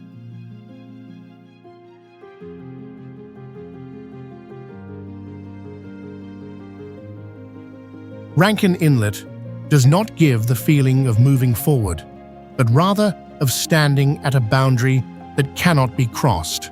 All movement returns to its starting point instead of extending outward.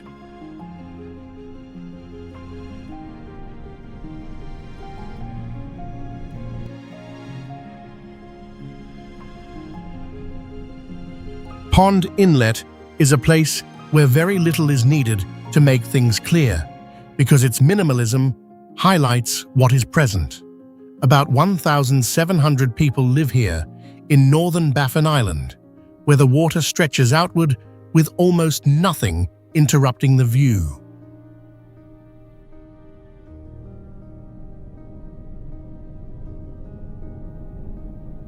Houses are not arranged in uniform rows, but are scattered naturally with open land left between them, making each cluster feel separate rather than merged.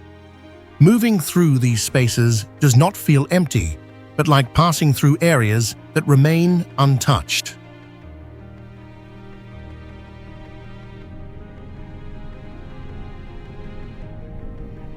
Bylot Island is always within sight, with its cliffs and ice formations unchanged over time, making looking toward it a habit rather than a deliberate act. The sense is not of distance, but of something always present yet unreachable.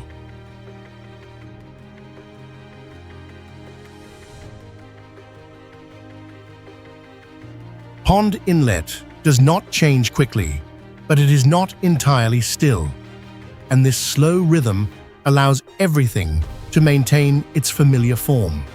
It does not need to expand or become different, only to continue as it is.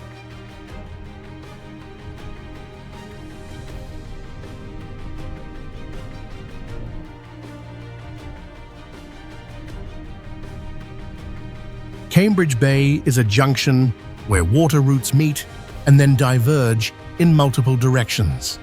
Located on Victoria Island in Nunavut, Canada, this community of about 1,800 people sits along Dease Strait, part of the Northwest Passage connecting the Atlantic and Pacific Oceans.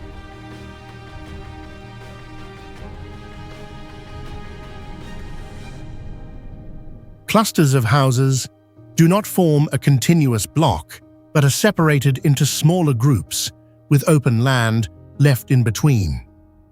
There is no density concentration, as each area maintains enough distance to exist independently while still loosely connected.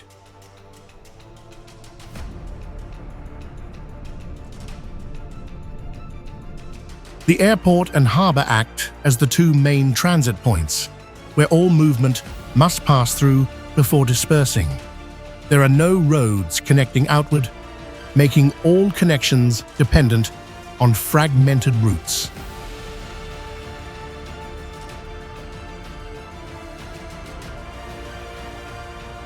Cambridge Bay does not need to expand to become important, as its position defines its role. A place not large, but sufficient to keep movement in the region from being interrupted.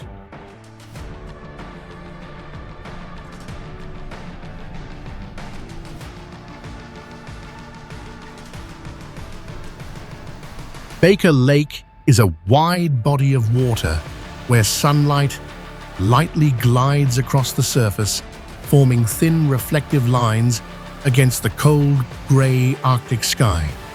The town of about 2,000 people on the lakeshore blends with the slow rhythm of waves and wind, making time feel stretched each morning when a thin mist covers the water.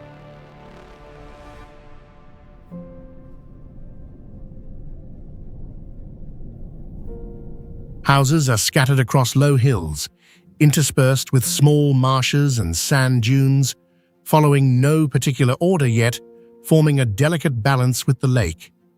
Each step on the dirt paths echoes with the water from nearby lake edges, making the stillness feel alive.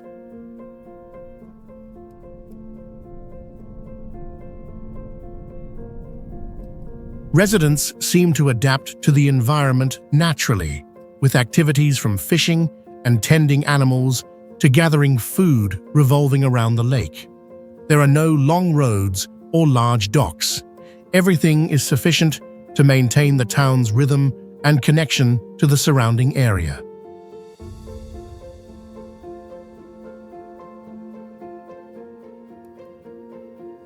Baker Lake does not boast itself, but conveys a sense of lasting presence. The lake and the people exist together in a slow rhythm, where every small detail is noticeable and felt, making the place both tranquil and alive in its own way.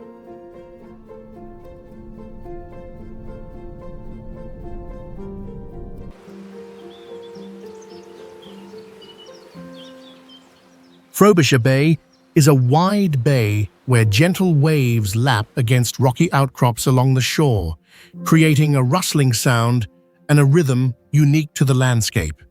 The water stretches far, with light reflecting continuously across each gust of wind, keeping everything lively even though the number of buildings and residents along the shore is very limited. The people living around the bay, numbering a few thousand, maintain a way of life closely tied to the water and natural travel routes.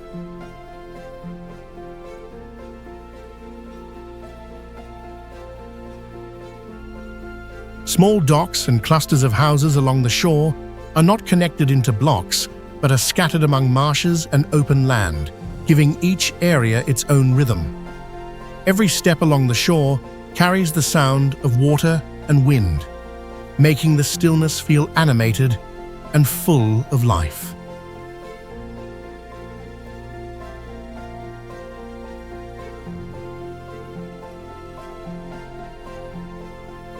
Activity in the bay follows natural cycles: fishing, transporting goods, traveling by boat, and trips to small islands.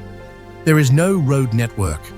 All connections depend on water conditions and the seasons, creating a rhythm that is both stable and variable.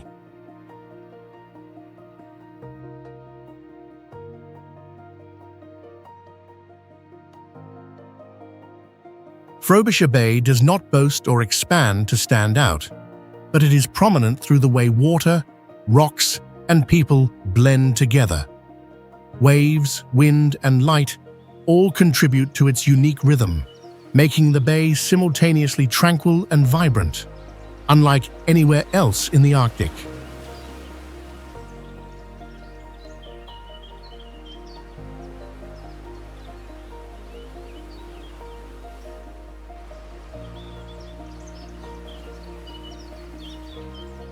Lancaster Sound is a wide-open waterway where waves and drifting ice gently collide, creating a sound like the Arctic's own breath. Located in Nunavut, Canada, the strait connects Barrow Bay with northern channels, opening onto vast landscapes that are difficult for the eye to take in fully. Each time one looks out over the water, light changes with the clouds and wind, keeping the space constantly alive.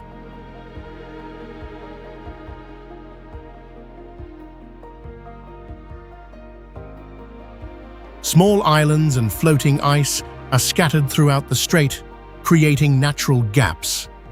Each stretch of water has its own rhythm, winding around islands and rocky outcrops, making the experience of moving or observing different at every point.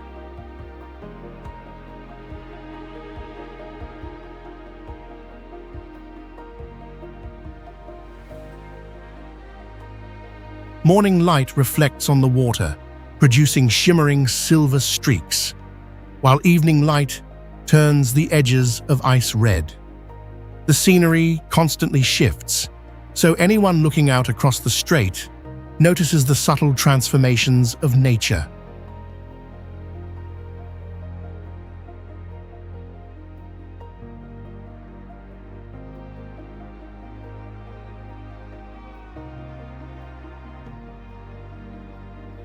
Lancaster Sound does not require any human imprint to create impact. Waves, wind, and drifting ice tell the story of Arctic life, where every detail, however small, contributes to the vitality and vastness of the sea.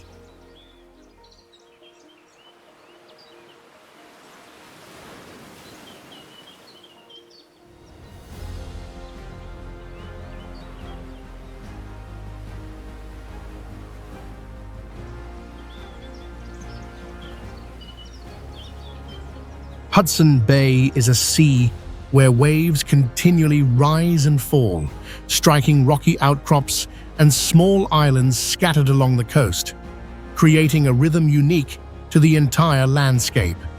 The open water reflects light that changes with the clouds, making the space feel alive and constantly shifting.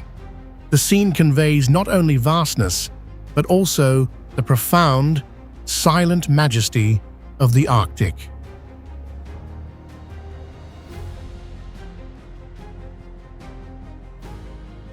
Islands and rocky reefs appear scattered among floating ice, requiring careful observation for any movement across the bay. There are no fixed routes. Each stretch of water carries its own rhythm, creating a sense of unpredictability, yet vibrancy. Observers perceive the landscape as a continuously transforming painting, shifting with each perspective.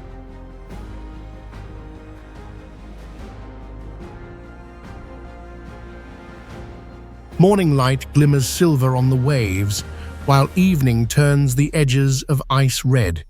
Thin mists sometimes cover the water, making islands and rocks appear ethereal. Every small detail has its own pulse, making the experience both tangible and subtle.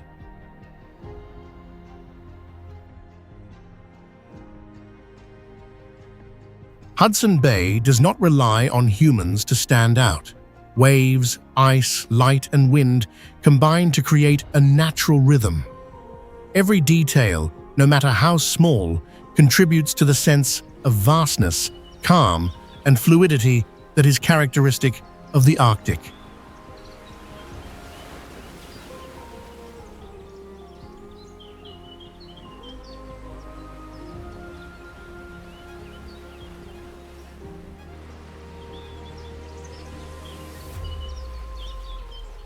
Baffin Bay is a wide sea where cold water and Arctic wind meet, producing small, rolling waves and slowly drifting ice. Located between Baffin Island and Greenland, the area has few signs of human presence, but the natural rhythm here makes anyone looking out notice the continuous movement of sea and sky.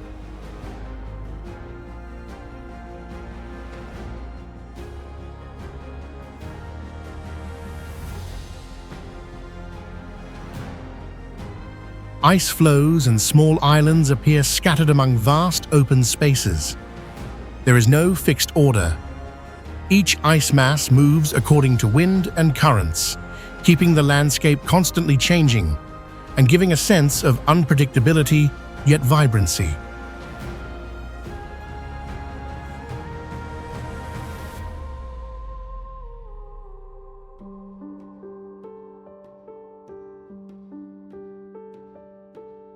Light reflects on the water throughout the day, from silvery early morning to pale gold in the evening. Thin morning mists make small islands appear hazy, making every detail seem alive, continuously transforming over time.